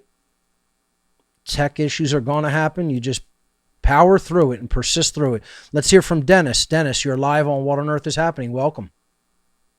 Hey, Mark, how you doing? Not bad. Yourself? Good. I don't know if you remember me. We talked a few weeks ago. Vaguely, I yes. remember you're talking. Yeah, no, I used to program computers. Yes. And I'd love to help you, and you haven't got back to me yet. I'm on your one now. I talked to some of your developers, so I'm on that little network. Yes, I occasionally jump into that development chat, and hopefully we will be able to catch each other there. But I have been extremely busy with other projects, but I'll probably be in that development chat this coming week. So if you want to go in there when they do their regular meeting, I'll try to make it. Sure, I'm not as the regular meetings because I'm kind of sporadic. I'm just totally new. When do they usually hold those? Well, you said that you were on the network site, or no? Because I could bring you into there if you want to Well, talk. you sent me these. We have development Well, you meetings. gave me a link for the developers. Yeah. Yeah, the development meetings. You gave me a link for Yep. that. So I was in one meeting, but I haven't been since. All right, I'll jump in there this week. I believe they meet on Wednesdays. So just put a text in there and you can get the meeting time, and I'll jump into the meeting this week. Sounds good. Cool. Okay. Now, and I remember what you were talking about a couple of weeks ago about solipsism. Yes. And I just want to comment on that. I agree with you. If people who believe in solipsism is childish and you're stupid, you need to apologize to the universe and all that stuff you're saying. Yes. But with today's computer analogies, it's a little bit more than just solipsism. Let me try to explain my thinking. So Okay. You've got the online video game. You've got an online video game where you're controlling your avatar in the video game, and someone's jacked in on the other side of the planet, and he's also got an avatar in the online video game. So you've got your solipsism world because you're in your own little computer world. I've got my computer settings and I see my screen, and he's in his own universe and on the other side of the planet with his. He's in solipsism reality. And yet we have a shared reality in the game, two Right. avatars in the game, right? So it's not simply solipsism, but a shared reality as well. And my computer settings might show tables as pink, and then in his computer shows blue. And I can say to him, hey, is tables pink? Because that's what is my world. And the master programmer, I call the creator God, can intercept that message, and he hears my avatar say to him in his little solipsism world, are tables blue? Because they're blue in his world. And he says, yeah, of course tables are blue. And it comes back out at me, yeah, of course tables are pink. So we're in our own solipsism reality, and we can still have meaningful conversations, interactions with each other in the shared reality, and yet God can still we can have very similar reality, and yet it can be very different too at the same time. Do you catch my analogy? That is the difference between perception and objective reality. And this is the beginning of the natural law seminar, where I talk about what we are talking about as truth in that seminar, in the whole 3-part series. And then how does actual objective truth differ from individuated perception of the objective reality. And then the goal or the work becomes to attempt to align as closely as possible, while in the individuated, body, the vehicle for perception, to align that individuated perception to what is objectively present and what is objectively there. So, I would look at it very similarly in that way. I just would not go to the extreme that solipsists do of saying that there is no objective reality and objective viewpoint. There is only the perception of it. There, in our 3D reality, there is objective truth and the way something actually is in the natural world. And then there are the individuated perceptions of the people having experiences that will differ based on their ability, their mindset, their, accuracy, their ability to see what is actually there and process that information versus, the objective reality of it. And our work is to make an effort to align the two as tightly as possible so that we can perceive what is, again, as closely as possible, what is objectively there, and then make correct decisions about the objective reality, and then align our behavior to that. And the more closely we do that, the more closely we live in alignment to natural law and create freedom collectively. The worse that we align that process of perception, that perceptual, alignment, the worse we do that to the objective reality, the more off base and incorrect our perceptions are going to be. That's going to inform our judgment and our behavior. And then if it's way out of alignment, then we're going to do immoral things and we're going to create slavery and chaos. And none of us say we want that.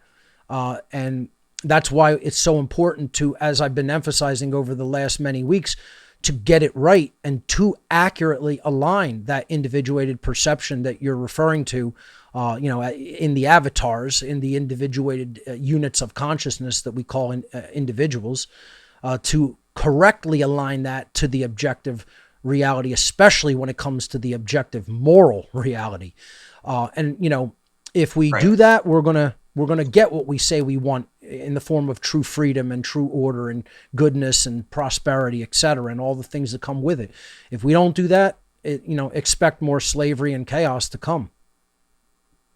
Right. Yeah, no, I hear you, man. Because I hear what you're saying, the objective and the subjective. Like the objective would be tables exist, they're a certain color, and we can objectively agree or appear to be in our own individual realities. But in the shared reality, it can be such as that we think we're agreeing, and yet our own individual realities, we can perceive it a little bit different. But and then that becomes a matter of tables are a certain color. Subjectively, we see it differently sometimes. So then it would become a matter of semantics through words, what you are describing.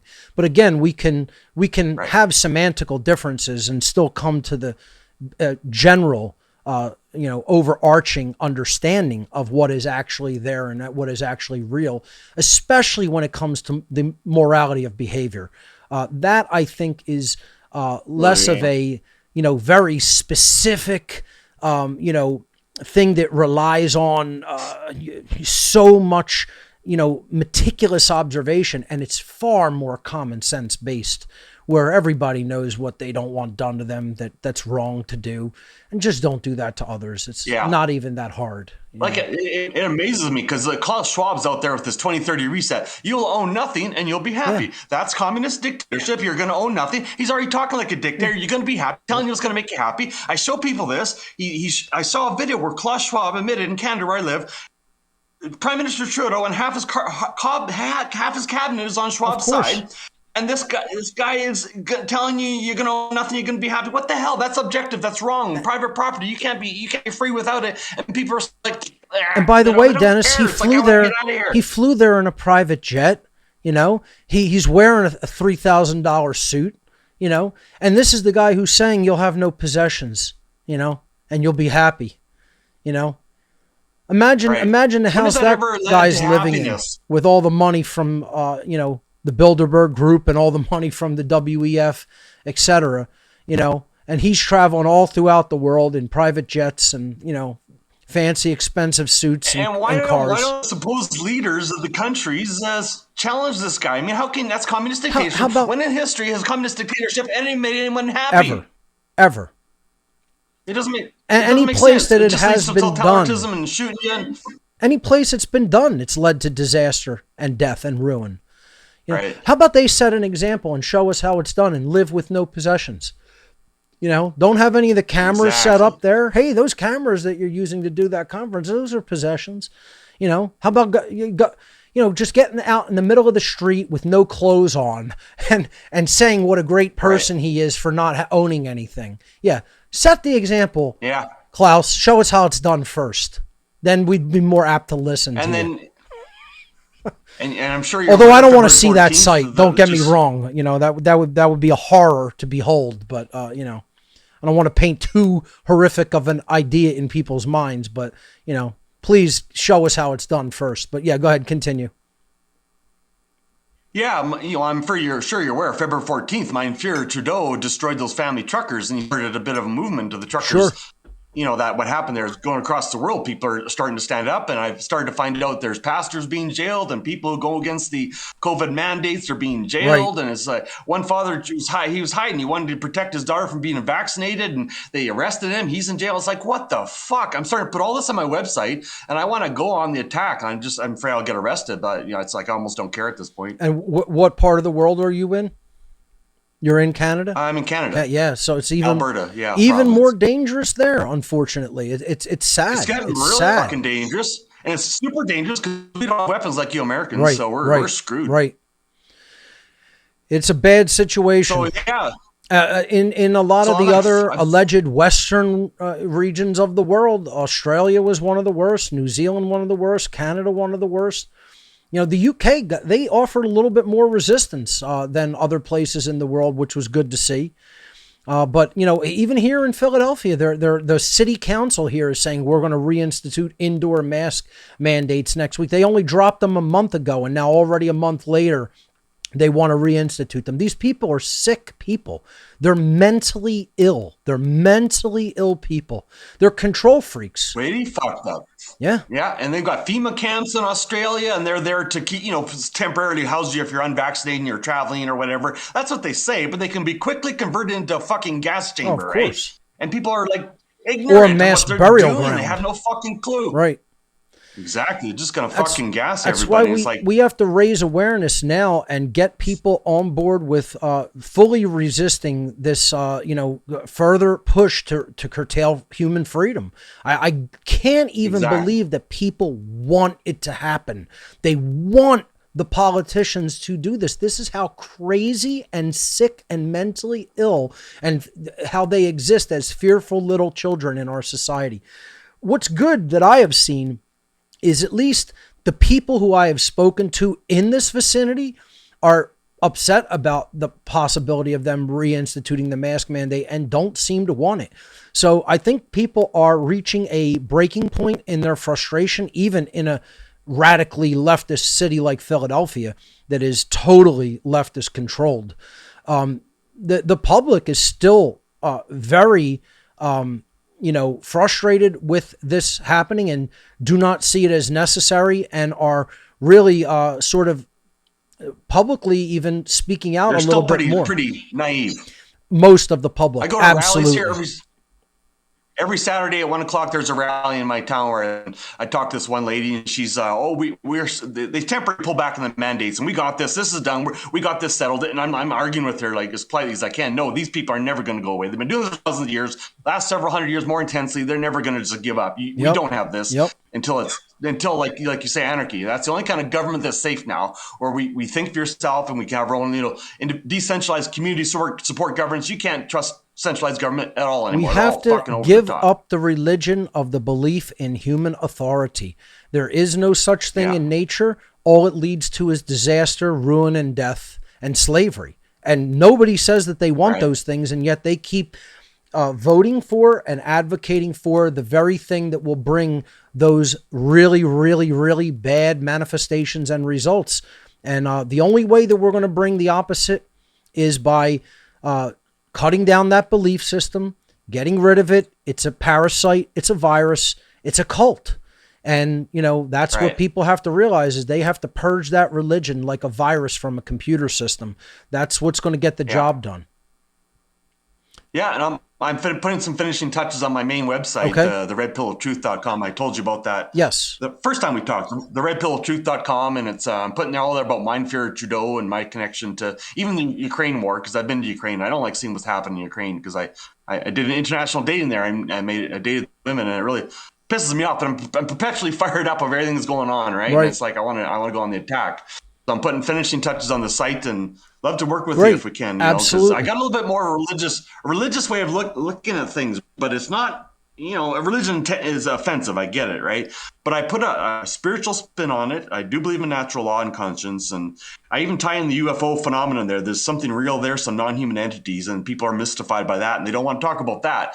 But I say that's in the Bible, and I try to deconstruct all that too. But in light of the Mandela effect, it's like you can't even trust your Bible anymore because the Bible's being supernaturally changed. I don't know if you're aware of that. I've heard some things about the whole Mandela effect. I kind of have reserved judgment and haven't really made a definitive decision about what I think about it. But I think a lot of it is, people remembering things incorrectly, but there were some things that were a little bit unusual that I had seen that I'd have to look further into. It's not something that I've spent a whole lot of time doing, but it does, some aspects of it sound kind of interesting, and I probably will look into it some more. But yeah, let's definitely, go ahead. Well, there's actually the Matrix word is now in your King James Version Bible. Matrix, a modern word based off the movie. It's in your printed version. It's not just online trickery, computer trickery. Your printed versions are supernaturally changed. It's crazy, right? Interesting. Give people... And here's this one, everyone... Yeah, go ahead. Go ahead. No, go ahead. This one, everyone remembers this one from a kid. Our Father who art in heaven, hallowed be thy name. Thy kingdom come, thy will be done on earth as it is in heaven, has now been changed to in earth as it is in heaven. You're kidding. No, and that's in your printed version. Your King James version at home will have a printed version changed. On has now says in. Interesting. You remember that one, I'm well, sure, right? Of course, yeah. I mean, I think that's pretty clear. So I'd have to check into that one because that would be a pretty blatant one. It is. And I point out to people and they don't care. It's like that's evidence of supernatural stuff. Your God-preserved memory, trust it, okay? That's being changed. What else has changed in that fucking Bible? You can't trust it at all anymore. You can't trust reality. You can't trust anything what you see necessary. Your five senses and your memories are being fucked with, and people are just...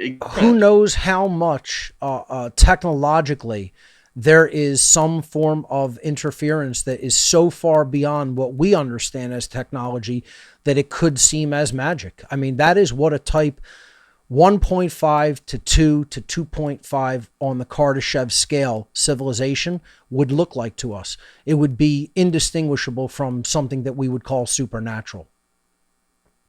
Saying maybe the printed versions say on, but they're manipulating our minds to make we think we see in. Is that what you're saying? No, I'm saying who knows what technologically they may be able to tweak and or alter in our reality through technology. You know, if the civilization is advanced enough on a scale of civilization such as the Kardashev scale.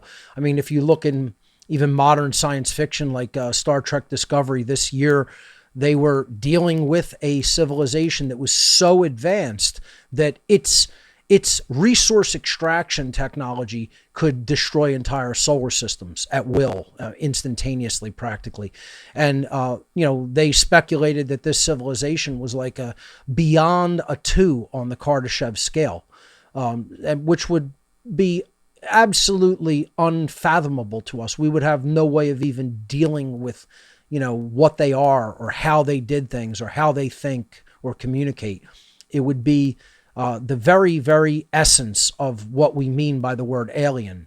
And it would seem beyond the natural to us because the technology would be so advanced, we'd have no way of even having a framework for understanding it. So, could be something like that. I'm not opposed to thinking of it in those terms. I just haven't made any definitive, I don't have a definitive take on it, but I will look at that alteration of the Bible and the Lord's Prayer that you just referenced and check into it.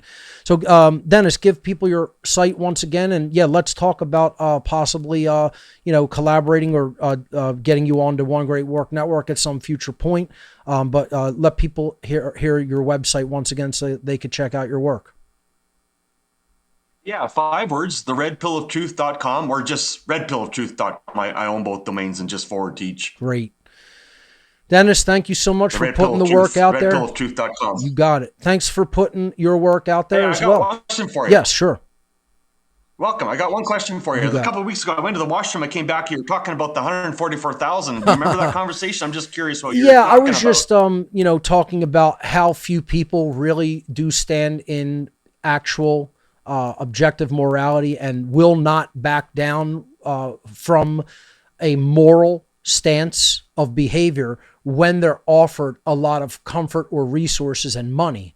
There's very few people that will continue to do the right thing, even if they're offered a ridiculous sum of money. Like I was talking about that most human beings on this planet will accept an amount of money to do something that is immoral.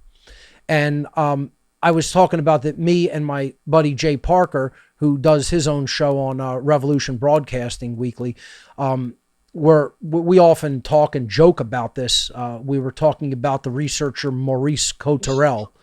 And Cotterell did a lecture on the Mayan calendar and just Mesoamerican calendrics and spirituality in general.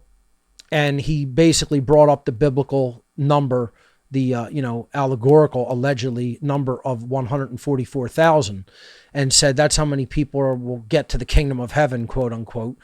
And we looked at it like that's how many people who are truly awake, going to make it past this dark soul harvest. How many people are truly moral.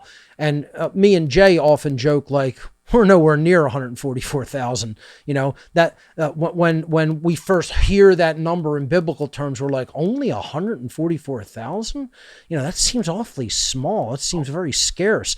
And then when we're thinking about it in today's terms of how many people are truly moral, truly resisting evil, truly will not compromise their value system for any amount of resources or money, it seems like an enormous amount, like that we'll never even hit 144,000. That's almost impossible. You know, we joke around about that, but we're not really too much joking around about it. We're kind of like saying like, yeah, I don't think we have those numbers, sadly. So that's what the conversation was about. Yeah, I think symbolically too. I hear what you're saying. To me, it would be 144,000 all up and down the timeline throughout history. That might be 144,000 since So days mankind became conscious till now, right? Now maybe we're talking. Yeah, it might be an accurate number. Yeah. But the biblical story of Elijah running from Jezebel, and God told him that he only has a symbolic 7,000 on the earth at any one time. That might be a little more accurate. But even at the time we're at, I think it's more like the story of Gideon. He only had 300, and yet he was able to destroy the Midianite army because God put fear on the Midianites and they killed each other. So maybe we only have like 300 all over the whole fucking world. But if we think positive and we don't think when we pose these fuckers, creation will support you, and we can still turn this thing around with only 300. But it's like it supports courage, it supports hard work, it supports resilience, it supports never giving up. So great call, Dennis. Thank you, and I'm really happy that you brought those perspectives to the table. So, like I said, keep in touch, and we'll move forward and try to get you onboarded. Sounds good. All right, thanks. All right, take care. So another content creator, I think we're seeing a trend. You know, I think everybody would agree. It's good to hear. It's very encouraging that people are taking seriously putting the word out there and putting it out there from their own unique perspective, getting their own sites, their own channels. This is what I've wanted to see from day one, and clearly it's beginning. And we're, at least starting that process. So, great calls so far. Once again, you could join us on Discord, whatonearthishappening.com/Discord. Or if you're already viewing on the show page at whatonearthishappening.com/show, you can click the Discord widget to join the What on Earth is Happening call room on Discord. I'd like to hear some people give their take of my extended analysis of fake-ass anarchists, if they would. But again, I'm not purely limiting the call-in show to that, but I'd like to get some take on that before our time is up for this episode. So let's continue on and hear from some other people. Let's go to Dominic. Dominic, you're live on What on Earth is Happening. Welcome to the show. I've unmuted you from the server end. Just unmute yourself locally.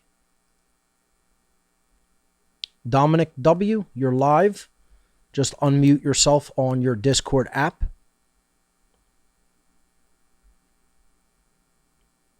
I can see you're still muted. I've unmuted you from my end. It's the other button. It was right next to that one that you just pressed. You deafened yourself briefly. It's the little microphone button. It's muted at your end. All right, we will come back to Dominic.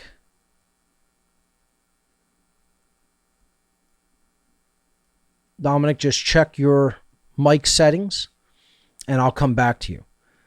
All right, let's go to Jeremy. Jeremy M., you're live on What on Earth is Happening. Welcome. Hey, can you hear me, Mark? Yes, I can. Welcome. How you doing? Not too bad. Yourself? I'm good, thanks. So yeah, I'm going to continue the trend that you have going right now. Okay. I was a graduate of your tech class last year. Great. How did you find the entire seminar? Could you tell people what your general experience was like? Yeah, so I have a bit of a background in tech. I have my MCSA. Okay. I never ended up going to work because the only job that was available to me was working for the government, and that wasn't an option. So I went into the health field.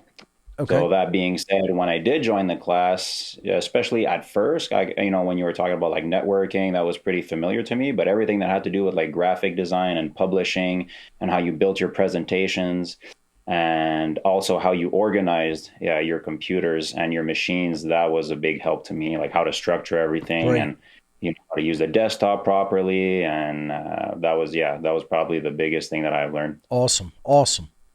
Yeah, and that really gave me the necessary tools so that I could move forward and then, really engage myself in the one great work. And now I have a good tool set. So I'm almost done my website. It's called thejourneytofreedom.net. Okay. I love to hear it. I love to hear this. This is exactly what I want to see occur, is people learning these skill sets and then putting them into practical action and putting their material out there in the way that they want to. So the website again, please. Yeah, so it's thejourneytofreedom.net. Awesome. Thejourneytofreedom.net. Great. I'm almost done, finish that. And then I live in the country. So what I'm going to be doing is I have a buddy who has a studio, and I'm going to be shooting my podcast episodes over there. Awesome. That's going to be starting in May. And I'd like to have you on as my first guest. Sure. Let's definitely set it up. And okay. What's the best way to contact you? Again, just PM me on Discord, and hopefully we could get you onboarded onto the One Great Work Network. Also, it sounds like you've done a lot of great work, Jeremy. Yeah, definitely. I'd love that. Awesome. And second thing I wanted to say, to touch back on your last presentation about the spiritual journey allegory that was embedded in the Great Pyramid. Yes, a lot of people had commented on that, and I got some pretty good feedback on that. What was your take on that whole allegorical viewpoint? Oh, well, that was brilliant. I mean, it was very accurate. I work as a healthcare practitioner, so I can confirm on like the smaller scale of, individual people, because when I work with people, they come to me when they're in the pit, right? Mm-hmm. You called it, I think, the pit of Satanism and slavery. Yes. But when people come to me, they're broken, right? They're in that pit. They're stuck there. They've created so much suffering in their lives. They've victimized themselves. They've destroyed relationships. And basically they're, it's either they have to change their behaviors and their mentation, or they're going out of existence, right? Some people come see me with chronic disease like cancer or diabetes or, all sorts of ailments like that. Sure.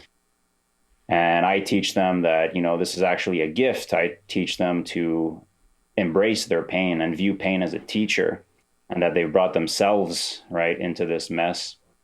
And I think if people, work, like you always say, right, doing the shadow work, doing the inner work, if people focused on themselves and worked on themselves, they'd have that opportunity to climb out of the pit. And that's just the beginning, right? Like just getting out of the pit is the first step. And just not being in a total state of distress and pain, let alone getting to a place of health and comfort. That's a stepwise progression that you have to build to, but just getting to, as you said, to that point where you're not in a very distressed situation can be very difficult to do. Yeah, exactly. And I just teach people the ABCs, right? Mm-hmm. I assess their breathing patterns. I teach them to drink water. I teach them to eat food. I just stick to the basics, right? Before I go into like the natural law and, go into more of like their mentation. Right. Because if their body's sick and out of order and they're in a fight or flight, high cortisol, high adrenaline, it's very hard to like talk to them about morality and truth. And they're just not equipped.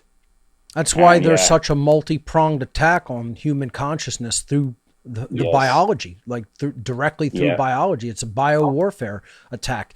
You put people in a condition where they're so sick they can't think properly, and then, you can get them into any kind of manipulatory situation that you could even devise. So that's definitely part of the warfare operation to sabotage human health and from every conceivable endpoint that they can imagine. So I'm glad you're involved in work like that to give people the very basics of creating health and homeostasis and equilibrium in the body, because then that will lead to them awakening their mind, obviously. Yeah, exactly. And then combining that with the website and then the podcast, because I do understand, like you help me understand that it's, one-on-one is great, but if I can eternalize my voice and really get the message, hey, maybe I can reach, 10,000, 100,000, maybe 1 million people one day, right? Absolutely. Anybody can do it if they set their mind to it and stay continuing with it with a persistent effort. I commend you for that. I'm glad to see so many people who are actively getting involved and putting their own work out there. That's what I want to see. I would definitely like to have you on the One Great Work Network at some future point as well. So definitely get in touch with me, and we'll talk about that. Yeah, and I'll also be contacting you for the IPFS. I have a group of people that are interested in setting that up, so we can, do all that interview and then talk about the IPFS. Great, Jeremy. That sounds perfect. I mean, I definitely want more people on board with that whole project. Like I said, it's off to a bit of a slow start, but I think we'll be able to turn that around and get more people on board with that as well. So, yeah, let's definitely talk about that for sure too. All right. Well, I'll reach out on Discord, Mark. You enjoy the rest of your day, brother. And keep at it, man. You've been a big inspiration for me. So thank you for that. Thank you, my friend. You keep doing the work too. Thanks. Will do. All right. Bye-bye. Awesome. Continued theme. I love it. Great callers. Thank you so much to the callers so far. I'm sure it will continue along that vein. So with that in mind, let's go over to... Let's hear from Jerry. Jerry T. You are live on What on Earth is Happening. Welcome to the show. Hi, Mark. How's it going? Good.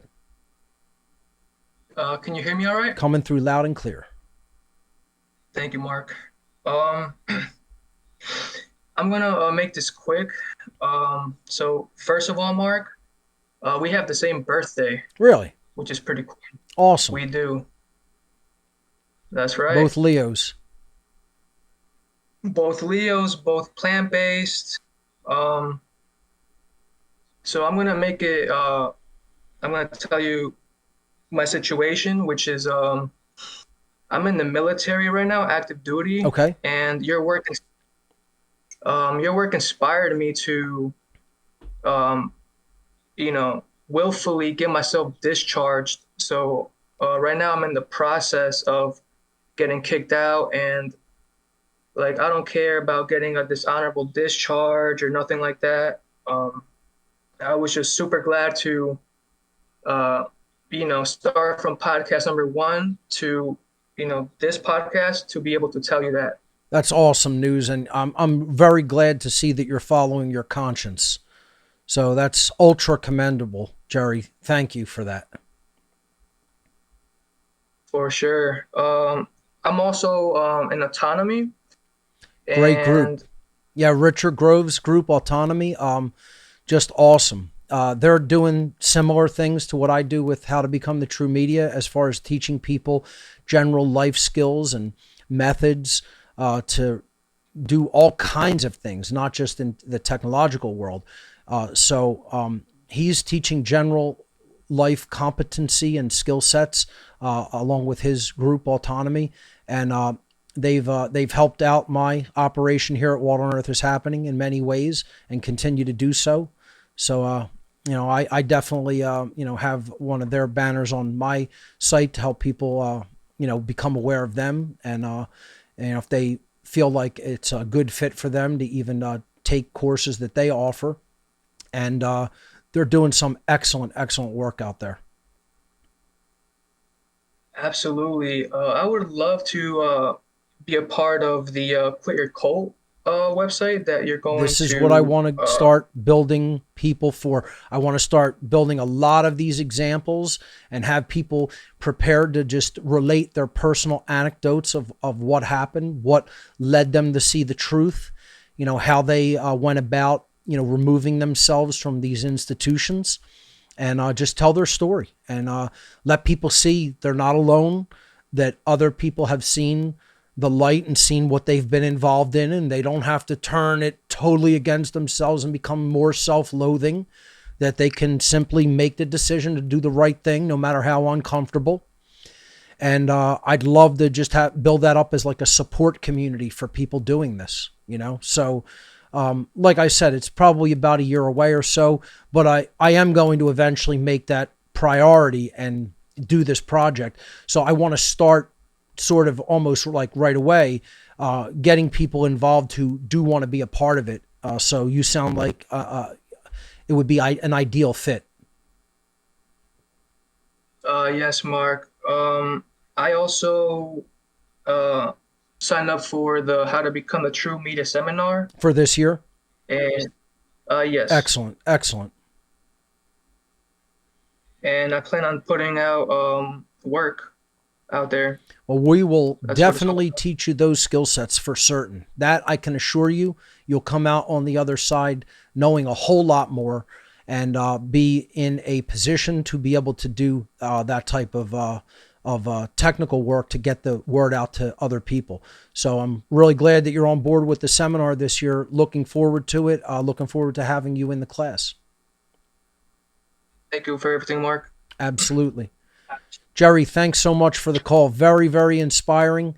Stay in touch with me through Discord, and we will definitely have you on board for the Quit Your Cult project. So thanks so much for the call. Very inspirational. Thank you. No. Sorry, I accidentally muted you there. You can just wrap up there. Oh, I'm sorry. I said no worries. You got Have a great rest of your day. You too. Thank you. All right. Well, see, that is, to me, that's the biggest, I don't even know how I could word it. That is the ultimate of what I am really trying to accomplish, is to get people not to continue to support and be part of this control system anymore and live a life that is not based in violence and based in following orders that are immoral. So I think we're going to build up something really, really powerful with the Quit Your Cult website when I eventually take it off of being a pointer domain and actually start building a website using that domain. I think it's going to help a lot of people. So let's move on to another caller, and let's hear from my friend John Penwell. You're live on What on Earth is Happening. John is a future One Great Work Network content creator. We've onboarded him. He's in the process of starting to build his material on the site. And John was for a while, and really still is once we start doing a full production again. He was my secondary producer for What on Earth is Happening and supported Mike as my primary producer. So John, welcome to the show. What do you have for us today? Can you hear me, Mark? Coming through loud and clear. That's awesome, man. Listen, so there I was, I had died for the second time, and I got scooped up and put in a jail system again. And I was a scumbag, and I was like peeling layers of the onion back for years and years and gathering knowledge, I knew that there was something more to my life, that there could be something more for my life. And I started studying all this esoteric stuff, and I knew the symbolism was like a huge part of what was going on. So sure. I was out there on state parole, and I'm looking around and I'm watching all these symbology videos, and I came across one that you're involved with, where you break down the symbology of 9/11 and everything else, man. And you started off with the torch, and what a seminar, man. It blew me away. I had to watch it several times, to really let that information and the definition of the symbolism involved with everything sink in, man. And I was so overwhelmed with your presentation that, I started following you. And Mark, I you helped me cultivate the 8th principle, which is the principle of care, man. It's the one, it's like the wheel that turns the entire 7 principles of the Hermetic Code in the correct direction. That's right. And it's the intention of one's heart. I say it all the time. The foundation of my reality. My intention is the foundation of my reality. If I have good intentions, my reality is good. And if I have bad intention, my reality is all messed up, man. And I really appreciate, just being in your presence, I've been able to be around you on a very personal level, man. And just, before the show, kicking off the different vegan things that I could get involved with, and just to live better, and watching you press your own supplements and all the herbal things that you're involved with, man. I learned so much just by being in your presence, Mark, and I appreciate you. Thank you, John. I really appreciate that. That means a lot. I learned a lot about computers being around you as well. I took the course to how to become the true media, and all the people involved, you're talking about the fake ass anarchists, man. Let me just tell you something, all the people involved with this One Great Work Network, all the back end people that have been involved with the seminar creations, the back engineering of everything, the instructions, the instructional videos, Yep. like all the things involved with onboarding. Like so many people did such good hard work regarding it, and still do, And the presentation for the True Media, I was in the first class. I met so many people afterwards. Like we would have conversations, and like this was in the beginning throes of the pandemic and the scamdemics and all this other stuff. And like we were all able to like link up and like have a connection. Yep, definitely. And it was great. So it did start at an opportune time where I think people needed those types of connections, and again, as John is talking about here, we there's a a networking and friendship aspect of it as well, because we don't just have classes. After every class for a couple of hours, so the class starts at 8 and ends at 11. That's 3 hours of formal instruction. So I'm teaching and sharing my screen, and it's just like, the show. It's the length of time for an entire What on Earth is Happening episode, a whole 3-hour class. But that's not where we break. We then bring in everybody as a speaker and just let everybody talk amongst each other and have a huge informal discussion where people can start learning more about other students in the class if they so choose. No one is forced to participate in that. It's at your own discretion if you want to participate in the after-class discussion. But it sort of starts building a community vibe aspect where then people get to know each other, and they could even help and support in each other's work. So that's also what the How to Become the True Media seminar is about. So the seminar is designed to be interactive. It's designed that people can interact with me. I can show them stuff from my experience. I could help them and do, even help them get their setups the way they want. I even offer some troubleshooting to people during the classes occasionally. So it's a very interactive thing. People can ask questions. I'll give you the answers to your questions to the best of my knowledge and my experience. And then afterward, again, you could talk to both me and the students. And we have that, again, as John said, like that community type connection where we all know that we're there for similar reasons, and we all want to see the same things. We all have that same intention that we're bringing to the table, and then people could get to know each other, network a little bit, and help each other out on that path, on that journey. That's really what the whole How to Become the True Media seminar is all about. It's for that interactive purpose and for that connective purpose. So thanks for bringing that to the table and letting the viewers be aware of that, John. And I just wanted to expand on that there. So go ahead and continue.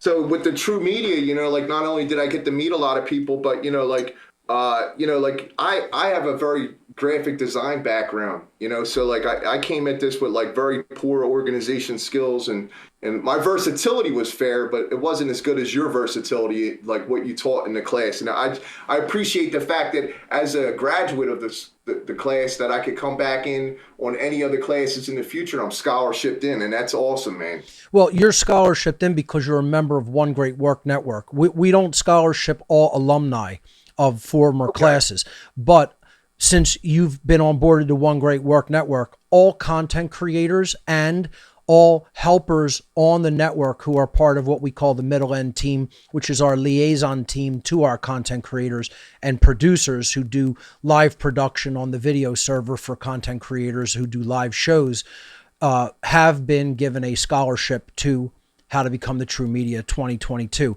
We'll continue to give scholarships each year to people on the One Great Work Network. I find that that's very important to keep them abreast of all the technical stuff. And so I just want them at their own choosing. I'm just allowing them into the Telegram group and to take the seminar totally unrestrained without having to even give a donation. Their donation is their content on the network. That's really everybody's donation and helping with the network. That's why I'm scholarshiping everybody in who is an actual member of the One Great Work Network. Right. And, like just overall, like, like who isn't the fake anarchist? You know what I mean? Like all the people involved with the great work, the One Great Work Network, what on earth is happening, all the people that have been involved with all the different types of meetings and seminars that we've been involved with that I was able to help out and just be a part of it, man. Like there's just this example, like Mark, like me walking down the street, man, wearing your shirt, like I'm on the boardwalk and I run into this guy, Joshua Moonshine. He's an artist on the boardwalk. And I'm wearing your shirt, and like he's like thrilled to death to meet me because I'm a friend of yours, like because we have that same common interest of like getting the message of freedom, truth, and love out to the people. Nice. Man. And like, which boardwalk was this? Atlantic City, Wildwood? No, it was Wildwood, but like JoshuaMoonshine.com. You guys can find him. He's a great artist, man. He's got stuff, but like just to have that connection with different people, like we run into our tribe. When we wear the right material, when we wear the right propaganda, when we wear the right symbolism, exactly. Like we run into our tribe everywhere. So you ran into somebody at the Jersey Shore. That's awesome. Yeah, and it happens. This kind of stuff happens, and of course, like like wearing the different the different gifts that you offer, for people, like you get to have a conversation with people that are like, what are you talking about? What is natural law? What is the science and natural? All the different things that go with that. Right. And yeah, so I'm just like overwhelmed and impressed, man, with your plan to get the message out with the channel and all the people that have gotten involved. Man, we are not the fake anarchists. That's right. You know what That's I mean? right. Like, and people need to take after our lead, man, and what we've been doing. I work with the dross. I've been on those platforms where I'm constantly getting banned and thrown off. But my hashtag is principle of care. That's right. Hashtag principle of care. You can find me everywhere. I'm all over the damn place. I try to get my message all over. But now, like they banned me so much, so I switched it up. It's hashtag the lost principle. And you can find me at thelostprinciple.com. Nice. Because all the actions that I've had in my life, and I was on the verge of doing all this when I met you, I was involved with, running nonprofit recovery housing. I was trying to approach people with a very holistic, open-minded, free setting of, being able to get people have their dark night of the soul. I've had many dark nights of the soul to get to where I am today. And like for people to do that and like how you talk about that, like people really have to like break down and understand that they are part of a brainwashed, processed agenda. And the narrative that's in place is falling apart, and we're watching it fall apart. And we as a collective can do something about this. Me and you have had this conversation. Definitely. We need a majority collective. We need momentum and speed, and we're really moving in the right direction in a lot of things. And I appreciate you because, like I said, you're planning to get the message out, and the different people that work with you, and like the amount of effort and care you put into every single aspect and thing that you do, Mark, is amazing. The organization. Like the layout, like just when we were doing the show, like there was always a printout of, how to proceed, like how to operating procedures, like, and every week, still run that standard operating procedure every week. And it really helps to be organized in that capacity, truly helps. And it helps you to avoid pitfalls and mistakes and errors. And there's always still going to be some little things, snags that you're going to hit. And then you got to be persistent. You got to power through it. You got to work through it. You can't give up. Yeah. Yeah. So the other thing is like me, like I've running around the city of Philadelphia, I'm driving around in a limo wearing a bulletproof vest. I'm going back and forth between meetings, recovery houses, picking people up at jails, all this stuff. And the limo's name's Angel, because the enemy rides around in the Beast. I ride around in Angel, right? You've seen Angel. I think you've. That limo is awesome, man. Yeah. So we still got the limo. I'm trying to do a bunch of different things, and I'm glad it's still going. That's great.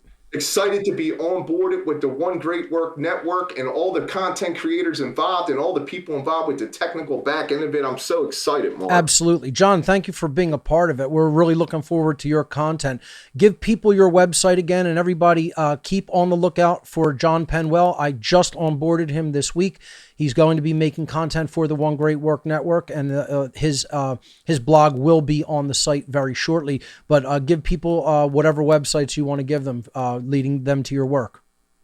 Yeah, and just, like a little bit of courage. A little bit of courage is what we get from you, Mark. Like for us that are involved with this, the boots on the ground concept. Like, like I'm running around, I do all kinds of things in actual physical world, and then I'm trying to do all this stuff in the virtual world. But being on board with the One Great Work Network, it gave me purpose to organize my content into one location, which is thelostprinciple.com. You can find all my material there. It's actually being hosted by Odyssey, but the links are there. So you just click on the link that's appropriate. I would start at episode 1. And that's the other thing too, for a lot of people that are watching, if you haven't gone back and watched from the beginning, to catch, just to be up to speed on every single aspect, get yourself the arc, turn off the regular mainstream crap that's flowing. They're coming at us with all different kinds of stuff, but it's falling apart, and we see it.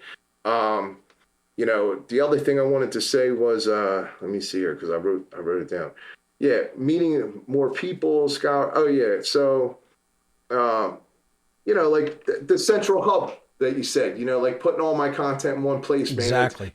I really appreciate that. And now I can just go and say, hey, look, I'm thelostprinciple.com. Right. It's not very hard to find. And, everything that I was doing out there and everything I try to do when I'm involved with you or other people, other organizations, nonprofits, just generalized people on the street, I work a lot with addictions. And a lot of people don't know this, Mark, and it's very serious. They showed us with the lab rats and the testing that they've done, that thimerosal actually affects the dopamine receptors in the brain. So people that are running around with addictions, or it's not an addiction, it's actually you have an increased deficient craving in your dopamine center from what you've been injected with throughout life. Yeah, absolutely. Absolutely. Listen, we have been at war since day one. That's right. We didn't have a fighting chance from day one. This is bio-warfare is going on in addition to Psy-war. They're totally connected with each other.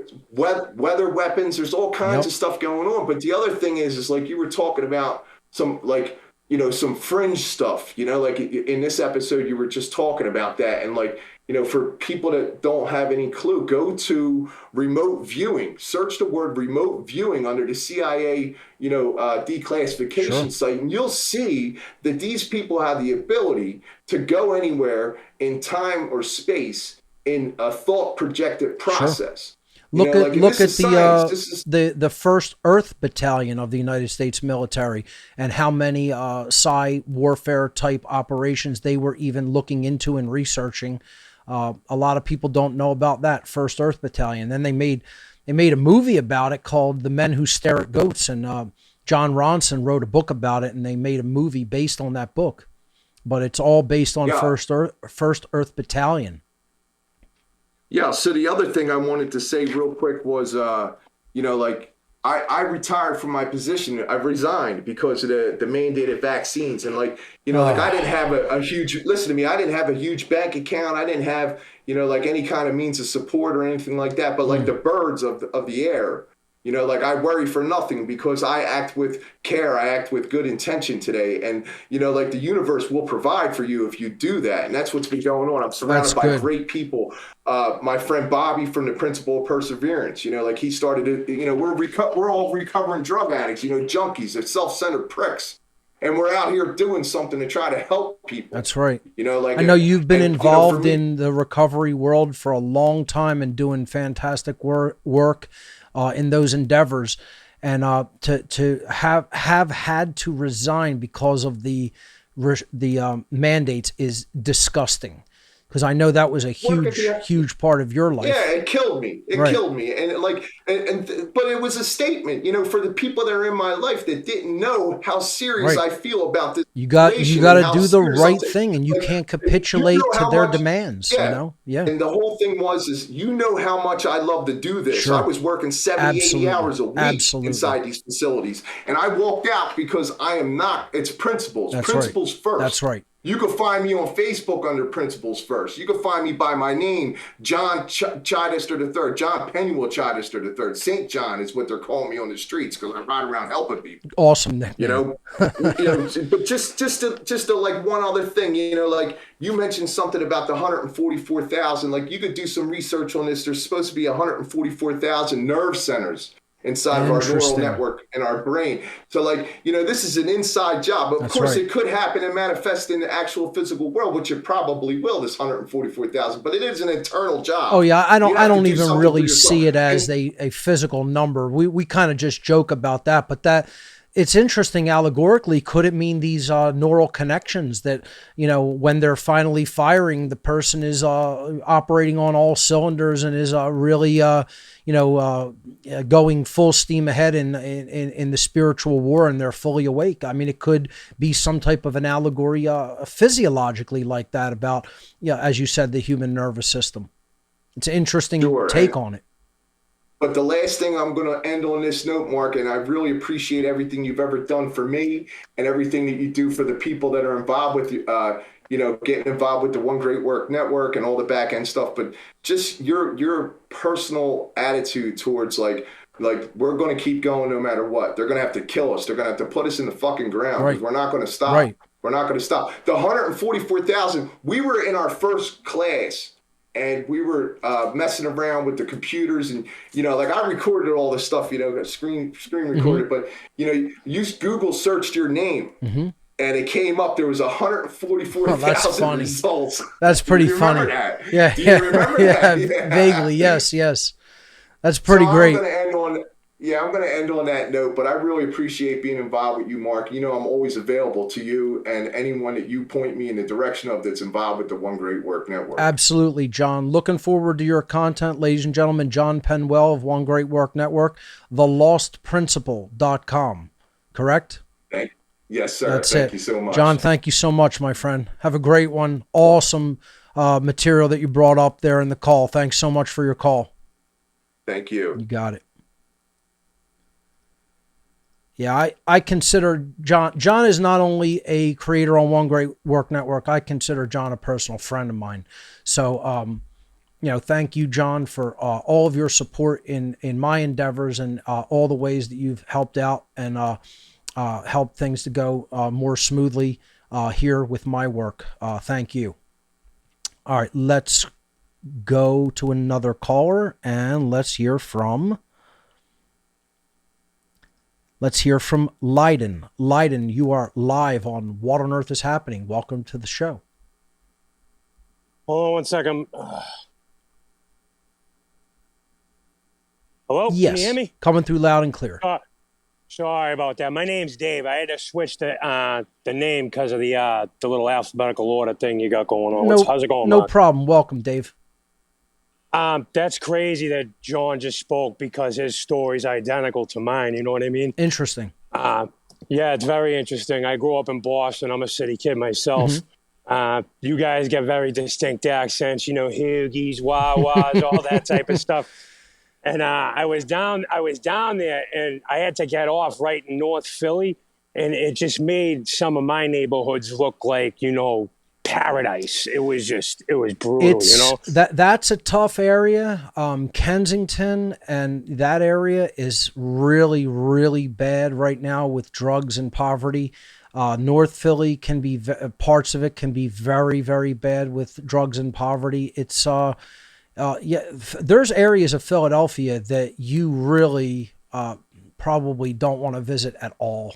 It's that bad in certain areas of the city with how bad leadership, how bad education is. The people running this city don't care about the people of this city. It's a mafia operation that is all about just putting money in their pockets, and they could care less about the people who are suffering very badly in this city. There's certain, I have been in those areas, and I have seen video of these areas within Philly, and it's so bad I can barely watch the videos. It looks like the dawn of the dead. Yeah, I've seen them too. It's pretty bad. It's very bad, actually. It reminds me of Mass Ave, where I'm from. It's a shame. It's heartbreaking to see that that's what has happened in areas of my own city. And that's what happens under radical leftist and extreme socialist leadership of people who want to take the country in a direction like this. That they're not going to. It's not going to get any better going down that path. Not at all. No. And they're bought and paid for. We all know that. That's blatantly obvious. Sure. Like our mayor, he's actually from Chicago, from that, from basically, I would call it the school of communism in that city. Yeah.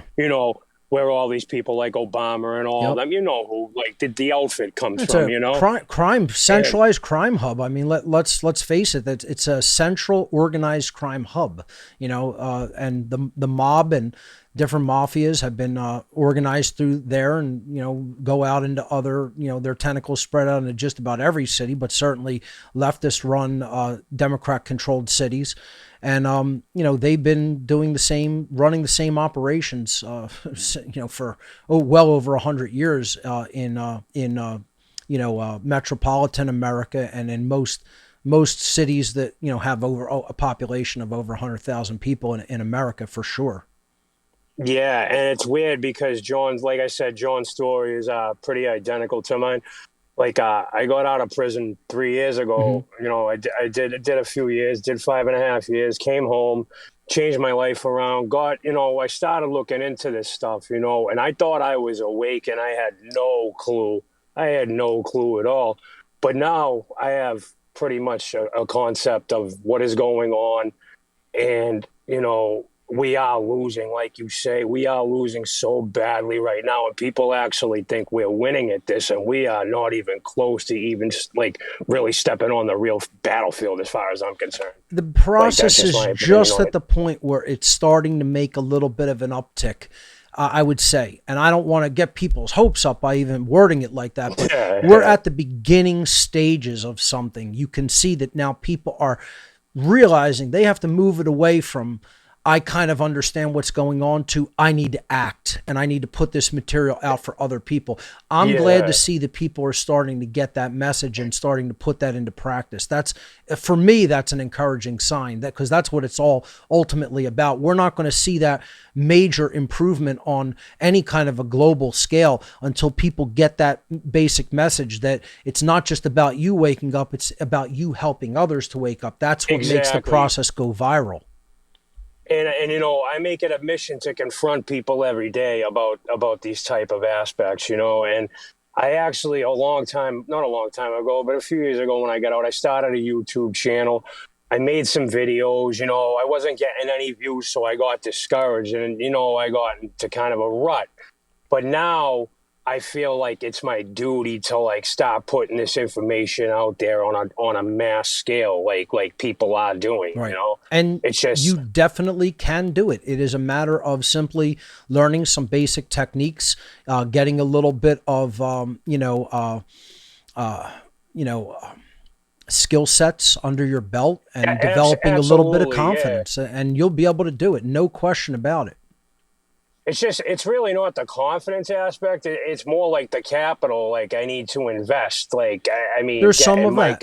That's definitely a part of it. Not going to lie. Equipment costs money. It is. Absolutely. Yeah, that's what I'm saying. Like, and unfortunately, like I'm trying to remove myself from this system, and it is like next to impossible to permanently do that. Like, because we're all tied to the birth certificate.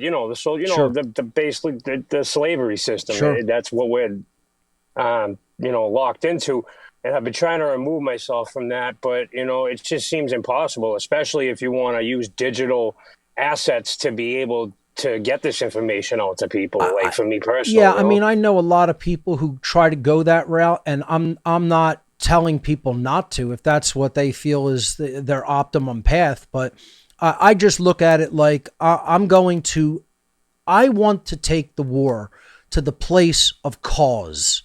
And the major place of the cause is the human mind and what people believe. If people stop believing in that, no one will go do the job to enforce any of those things. And that's where we need to get the world. We need to get the world where they simply walk away from this cult called authority, this cult called government. And then we don't need to do any tricks or magic or court things that, try to get us our rights back restored to us or whatever. That's not going to work. Right. That would never work anyway. It's their system. You're not going to win in their system, Exactly. So, I'm not just fully knocking that. I'm saying if that's what people want to do to go see if they can punch whatever loopholes in, but long term, really at a deep fundamental level of cause, right? Is that really solving anything?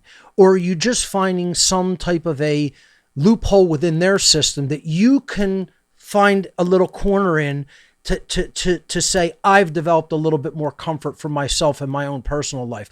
I'm really not that interested in doing that, right? I am interested in changing minds. That's the war front that I'm going to be fighting on, not trying to find legal loopholes in their corrupt system, in their illusory system, So I've just taken a different approach to what I consider the solution to be. Yeah, I'm trying to build like a domain, like get my own website, build it up, make it technologically sound. That's right. And I definitely want to get in that seminar, that the how to be a true media seminar. We will show you all of those types of skills. We discuss all of that with domains, hosting, all of it, and better ways to go about managing a website, etc. So if you do go into the seminar, these are some of the skill sets that are taught for sure. No, yeah, definitely. I mean, I would really appreciate being able to do that, but, a couple paychecks, save it up. I'm from the city, like I said, and rent in Boston is just utterly ridiculous. I'm paying $2,100 for a one bedroom. Wow. Yeah. So yeah, it's like that right now. So, just being able to, like I said, get the capital, right. And just be able to invest in a technologically sound thing that can produce this information and get it out. And, with these sheeple out here, I think starting small, very, very small, because there's a lot of very low IQ individuals. Not like IQ is everything, but people have no common sense anymore. Yep. Definitely no street smarts. Yep. Like, oh my God. Yeah. My older self, oh my God, there'd be so many victims out here. It's just not even funny. But I don't want to hold you hostage, but I would love to get in that seminar and teach, natural law and like what is going on in this world, like to people that just do not get anything. If I see one more Ukrainian flag on the house, I'm going to burn it. I like your idea of starting small because people have been disadvantaged, in their intellectual acumen, let's say, through the school system, through the pharmaceutical cartels, through the food industry, etc. So it's good to break things down into small, manageable size chunks for them, and give people some type of an operation like that where you can go and get very basic information. I think it's a good strategy. My strategy may be slightly different than that, where I give long form seminars, etc., and presentations and shows, but we can have different strokes for different folks. You know what I mean? That could be one of your roles as a content creator, to give them in small, manageable, bite-sized pieces. Nothing wrong with doing it that way. I just people prefer it that way. There's no need to, we'll just use the term, wake people up that are already awake or allegedly awake. I just feel like that serves no purpose and it's redundant, so maybe just, little breadcrumbs for the masses, they'd be able to go there, look at it, and then look into deeper information and, go down their own little rabbit hole. Exactly. You got to pick up small weights before you could pick up big barbells. You know what I mean? That's just the way it works. You got to build that skeletal musculature, and then you could start doing more heavy lifting. So it's a stepwise progression. And gear it more towards like people that are from the streets and people that'll actually, when the shit hits the fan, maybe people will actually have some balls and like join on if it comes to that. I think it sounds like a physical pretty battlefield. good plan, Dave, and persist with it. And I think you could definitely make something like that happen, and start creating content on your own. That's what this is all about, and I'm glad you're on the path to doing that, my friend. All right, thanks, Mark. I appreciate your time, brother. You got it, man. Thank you for the call, Dave. All right, thanks. Take care. Awesome. All right. Let's go to Rory. Rory, you are live on What on Earth is Happening. Welcome. Hey, can you hear me, Mark? Yes, I can. Hey, I'm from Australia. Last week and the weeks before, you've been talking about anarchism. Yes. Yeah. Particularly here with the election coming up, there's been this sort of leftist anarchic spike of protests around the place, like pitch invasions at sport, and are you seeing that they themselves up at docks? Are you seeing that they're the controlled opposition types of anarchists, like the agents provocateurs? Yeah. So with the thing they did at Botany Bay docks, which is like a shipping facility, they locked themselves up down there. And the government introduced a bunch of new laws very coincidentally about limits on protests around the place. Wow. In response to that. So you can't show up to main facilities like that anymore because they consider that, I don't know. So they're totally curtailing freedom of assembly, freedom of protest, freedom of speech. It's disgusting. Yeah. And what's the status of the COVID measures? Are they still being very draconian in that, or did that loosen any in Australia? I think they had to loosen it up because I think people are just fed up. So are they still doing mask mandates and vaccine mandates, or did they drop those restrictions? They're pretty much dropped, but occasionally you do see people that wear the masks around, which half the city, half of Philadelphia still wears masks, even though the outdoor mask mandate was dropped months ago, not just weeks ago, months. People even outdoors, not even inside, are still wearing masks in the city. They're full on board with the whole cult aspect of it. It's very, very disturbing to see. Yeah, for sure. Well, yeah, you're talking about I think a couple months ago about that K-Pax movie. Oh yeah, and reminds me of that hypochondriac guy in the asylum. Yep. Great movie. Yeah, it is. Yeah, well, this country, I don't know. It's weird because I think I've seen one presentation of yours about the American Revolution, which is very interesting. But I think what the English did after that was they took all their lessons they learned and applied it particularly to this country. I would agree. And, absolutely. And you can just see the post, what do you call it, prison colony setup. Right. I don't know. I think America had, in Virginia, one of the biggest convict states in the world at its time. Right. Similar to Australia. And man, just here that no one understands any ideas about rights, and they have this expression called cut the tall poppy down. So basically, everyone's on the same level playing field, and if you speak up, everyone's just going to outcast you, social ostracism, all that kind of stuff. Amazing. And, it's pretty sick. This society. It's kind of a shame because, America in many ways, at least in early days of America, Australia and Australians were looked at as, tough do-it-yourselfers, people who were self-reliant. And it's really sad that they've taken on that collectivist mindset in modern days because it sort of undermines really the spirit of what the country was really originally about. And I feel like that's what's going on here in America as well.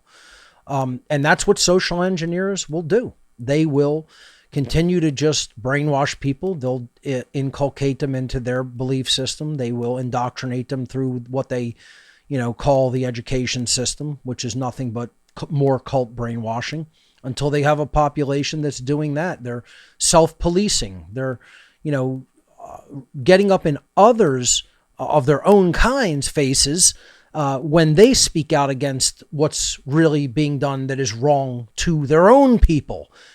Amazing. Wanting to literally stop the speech and curtail the speech of their own people who are trying to act in the people's best interest, and the very members of their own people are trying to silence them and trying to make them conform. That's how you know brainwashing was done to a high level. It was done correctly from the point of view of the social engineers. Yeah.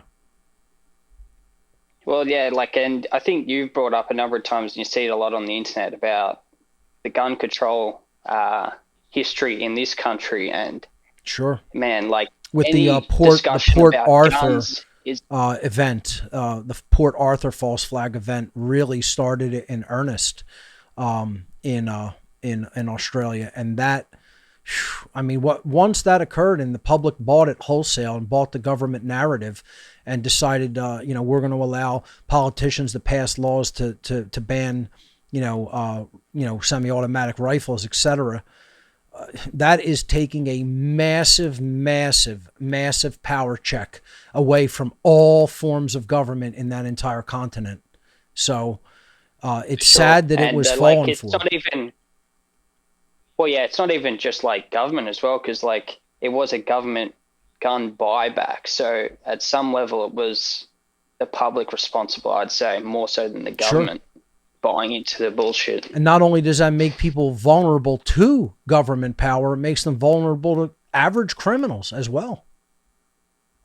Well, yeah, and the education here, they bang on, even at the university level, about essay writing about how gun violence and stuff has improved since the introduction of those gun laws, and it's you're getting it's a skewed statistic, because all forms of violence have remained the same.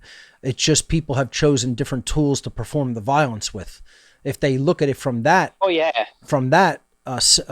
characteristic, from that type of a statistical viewpoint, they're going to see, no, it hasn't really changed anybody's attitude when it comes to performing violence. That's going to be there unless people learn morality. You're not going to teach people not to conduct violence just by taking a weapon away from them. They'll go find a different weapon, or they'll do it with their body, with no weapon. Violence is going to be there until people are taught objective morality and how to align their behavior to it by an act of their will. And you have to do that from a young age with most people. And, that's why control will never work. Gun control, government control, any type of control is not the answer. The answer is true education regarding objective morality. And that's always been the answer. And anybody who is thinking about the situation from a truly logical perspective and point of view is going to come to that conclusion at some point. And that's how you know that government agents, government agencies, politicians, they don't want things to improve. They want things to degenerate so they can continue to justify the control they already have over society and seize even more. That's why they want things to get worse and worse and be more violent. They're not interested in educating people and stopping violence from an educational perspective. They want all that chaos and violence out in society so they can say, hey, look at how violent everybody is. You need government to protect you from that. And they don't even really protect you from it. They just say that they're protecting you from it in the name of safety, and then institute their controls to put slavery into effect. That's all government ever has done and ever will do. And people just have to wise up to the scam. They have to wise up to the scheme. It's organized crime. It's occultism. It's a mafia. It's all of those things put together, operating to institute human slavery. None of it's in our interest. We don't need it. We never have needed it. What we need is proper moral education. That's the only thing that will solve the problem. Nothing else. Couldn't agree more. So, I've started on making attempts at a video as well. Great. For YouTube as well. Great. And how is it going? Just in the draft process, kind of just recording my voice and trying to see what I need to say and limit. See, that's making a start. You know what I mean? And then you could get a feel for it, learn the software, and before you know it, you'll be making a pretty awesome video. It's really, there's nothing to this but to begin doing it. You know, the old saying, there's nothing to it but to do it. You'll hit snags, you'll hit problems. We all do. I hit them. You just saw me hit some problems earlier in this very show, right? But it's about sitting and working through it, refining the art form, getting better at it, getting more comfortable with the tool set that you're using. And then you're going to, see you'll probably be making an awesome documentary at some point, or just an awesome short form film at some point. And you'll look back and go, that wasn't actually even as hard as I thought it was going to be. So this is what I want to try to inspire more people to do. Just put your hands on the tool set, use it, find out how it works, explore, get comfortable with it, lose your fear of using it, you lose your fear of failing at doing it, because you won't do it perfectly. Nobody just sits and starts using something perfectly the first time. It's no such thing, right? You make errors and you make mistakes and you fail to learn. And then you learn what not to do and you refine your process, and then eventually you're doing it really well and efficiently. That's what it's all about. So, Rory, I want to thank you for beginning that process, and, keep us abreast of your work, call in, or, just let me know with a private message. I'll definitely check out your work. Do you have a website or a YouTube channel yet, or an Odyssey channel? Anything you want to plug? Not yet. I'm still trying to figure out the name, but yeah, okay. I'll get around to it. You got it. Well, best of luck. And, thanks, Mark. If you want to look at the How to Become the True Media as a future resource, that'll be there for you as an option as well. So thank you for beginning. That's what it's ultimately all about, is stepping onto that playing field and getting started. Cheers, mate. Absolutely. Thank you for the call. All right. Let's see. Who else do we have on the line here? Let's hear from Alan. Alan, you're live on What on Earth is Happening. Welcome. G'day, Mark. How are you? Not bad. Yourself? Can you? Yes, you're coming through loud and clear. Good. Yeah, I'm from Australia too. Okay. Just listen to the last caller, Rory. I think I've seen him online somewhere here or there. Mm-hmm. Yeah. I used to be a moderator for Vinny Eastwood. Oh, cool. You know Vinny Eastwood? Yes, I was actually recently on his show. He did a dual interview with myself and David Icke not too long ago. Went really well. It was a great show. Yeah, I've actually started a show myself. Actually, okay. I was influenced by Vinny to start the work, shall we say? And you get a bit nervous every now and then, but that's going to happen, yeah, of course. A little message to Rory, if he's still listening, mate. Mm-hmm. Keep at it, mate. It's we've all got to get the word out, and just keep on doing it. I've speak the truth, even if you're.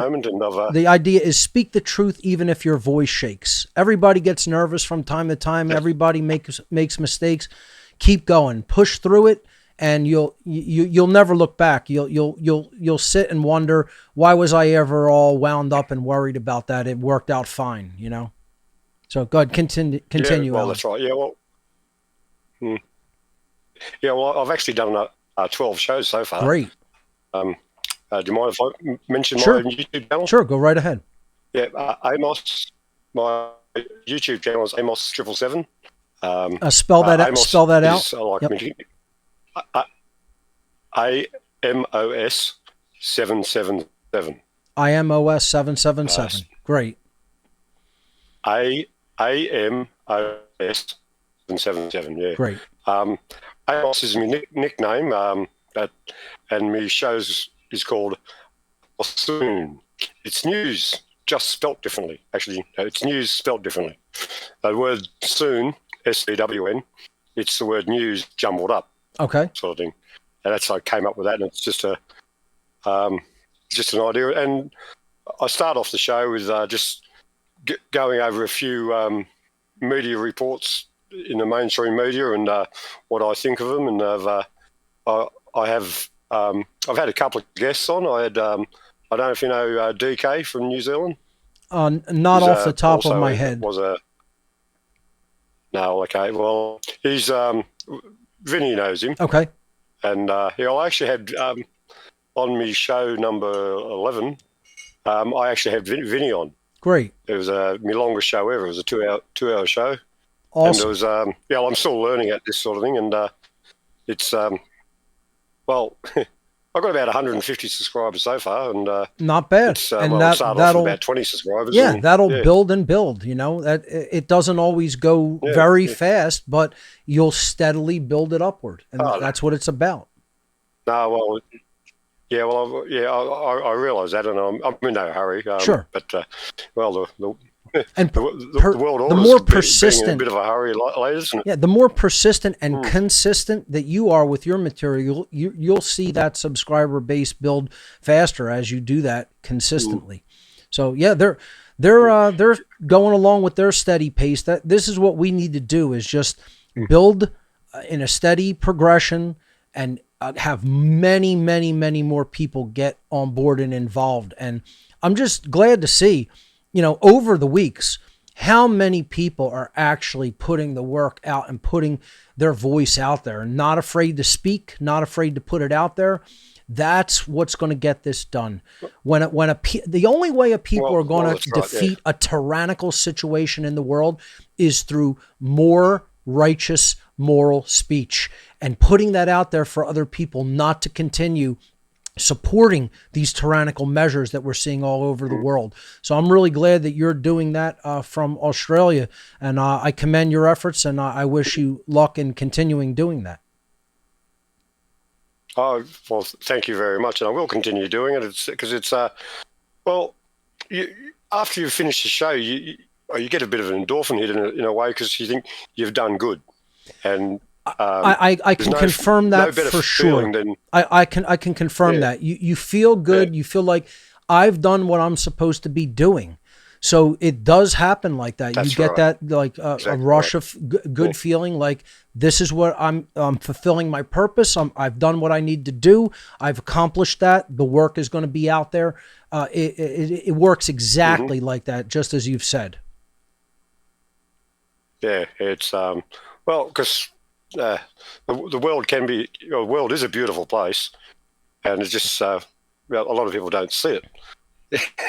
You know what I mean? And it's just we're run by a bunch of insert swear word there. Psychopaths and Satanists. Yeah, exactly. And we need to just take that beautiful place that could be a wonderful center for learning and growth and evolutionary development, and take it back for the purpose that it was really intended for, instead of leaving it in these psychopaths' hands that are going to lead it into ruin and destruction. Alan, thank you so much for the call. So it's what an agenda like. Okay, no worries, mate. Okay, yeah, thank you for your efforts. Love your show, love your work, mate. Absolutely, and, I appreciate that. Okay, mate. As Max says, in Lakesh. In Lakesh, absolutely. In Lakesh is the thank you, Alan. In Lakesh, for those who don't know, is the it's a Mayan greeting, and it simply means that I'm another you.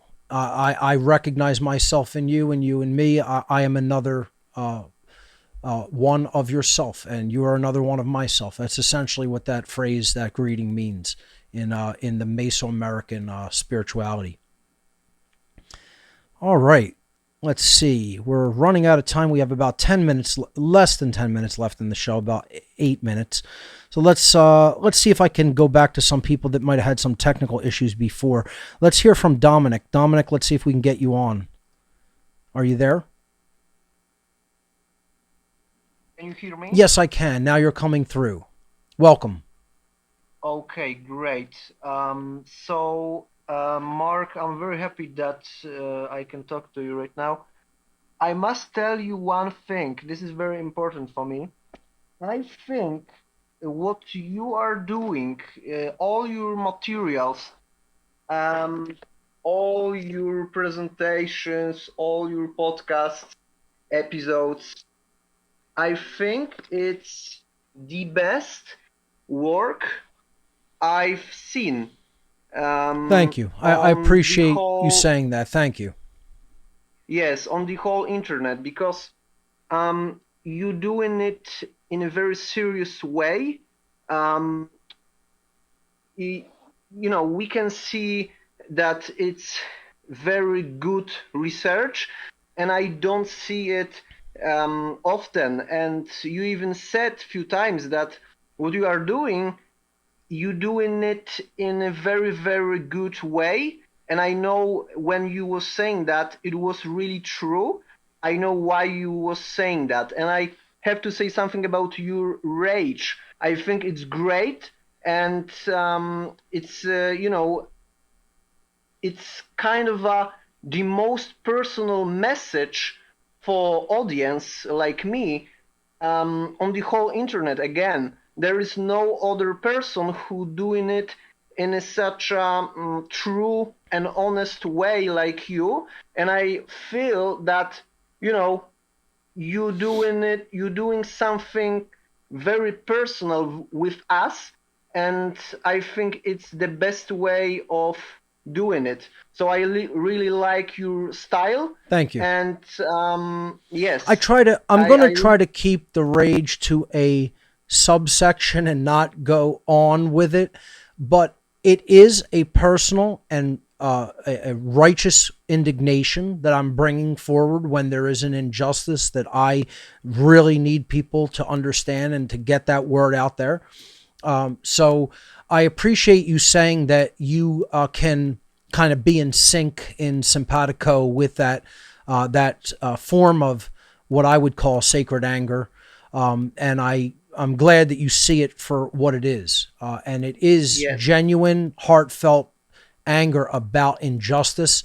And it is letting people see that personal aspect of my whole personality. So, it is definitely a personal dynamic that I'm sharing with people and letting them see a side of who I really am.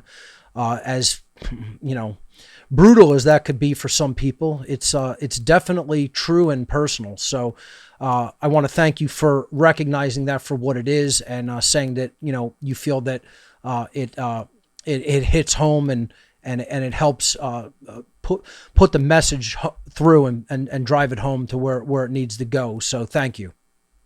Yes, when I first heard your material about Matrix, I was really excited. I thought, Jesus, this guy really telling the truth. I feel it on even not a logical only level, but also emotional level, that this is truth. Even the way you starting every presentation, nothing is new under the sun, and all those things. I feel, Jesus Christ, this guy really know how to do it. It was really kind of a miracle for me to find you and your materials. I also want to say that I really love your decoding of Matrix, and I really wanted to say also that for me, Keanu Reeves also play in a movie called John Wick. Oh yeah, and great series. I need to Yes, and I need to say that John Wick 3 has very interesting occult stuff in it. It's showing you that really above the organized crime level, the mafia level, if you will, even those capos kiss another ring, right? The occult class is really at the highest level of who's really calling the shots and ultimately controlling all that organized crime. Make no mistake about it. If you make a study of organized crime and mafias, which absolutely everyone should, you definitely have to include in that the connections to the occult world. So I do think that the John Wick series does a fairly good job with that. I'm not a gigantic fan of pure action films, from a constant, chase and shoot perspective. I like more of a philosophical, heavy film, even when it comes to science fiction. But I would definitely recommend the John Wick series for understanding those, some of the, or just seeing allegorically those cross connections to the occult world with organized crime and mafias for sure. So, yes. Yep. And I can say at the end, my site, but it's in Polish because I'm from Poland. That's okay. So you could put it out there if you want. Yes. No problem. Dominik Wald, it's on YouTube, and dominikwald.pl. I said that in Poland because it's in Polish language. Okay. So, yeah. And it's DOMINIKWALD, correct? Yes, yes. Okay. Dominic, So, I think we're running out of time for the show right now. So any last words to go out on? Well, I hope I will have a chance to speak to you again. Absolutely. Thanks so much for the call. Thank you for your kind words. Really means a lot. I appreciate it. And keep up your efforts as well, my friend. Don't give up hope. And we will see you right here next week, everyone. That concludes our call-in show for Fake Ass Anarchists Revisited. Next week, we will begin breaking down the occult tradition of Thelema. So you don't want to miss that one. We'll see you right here next week, everyone. Remember, government is slavery.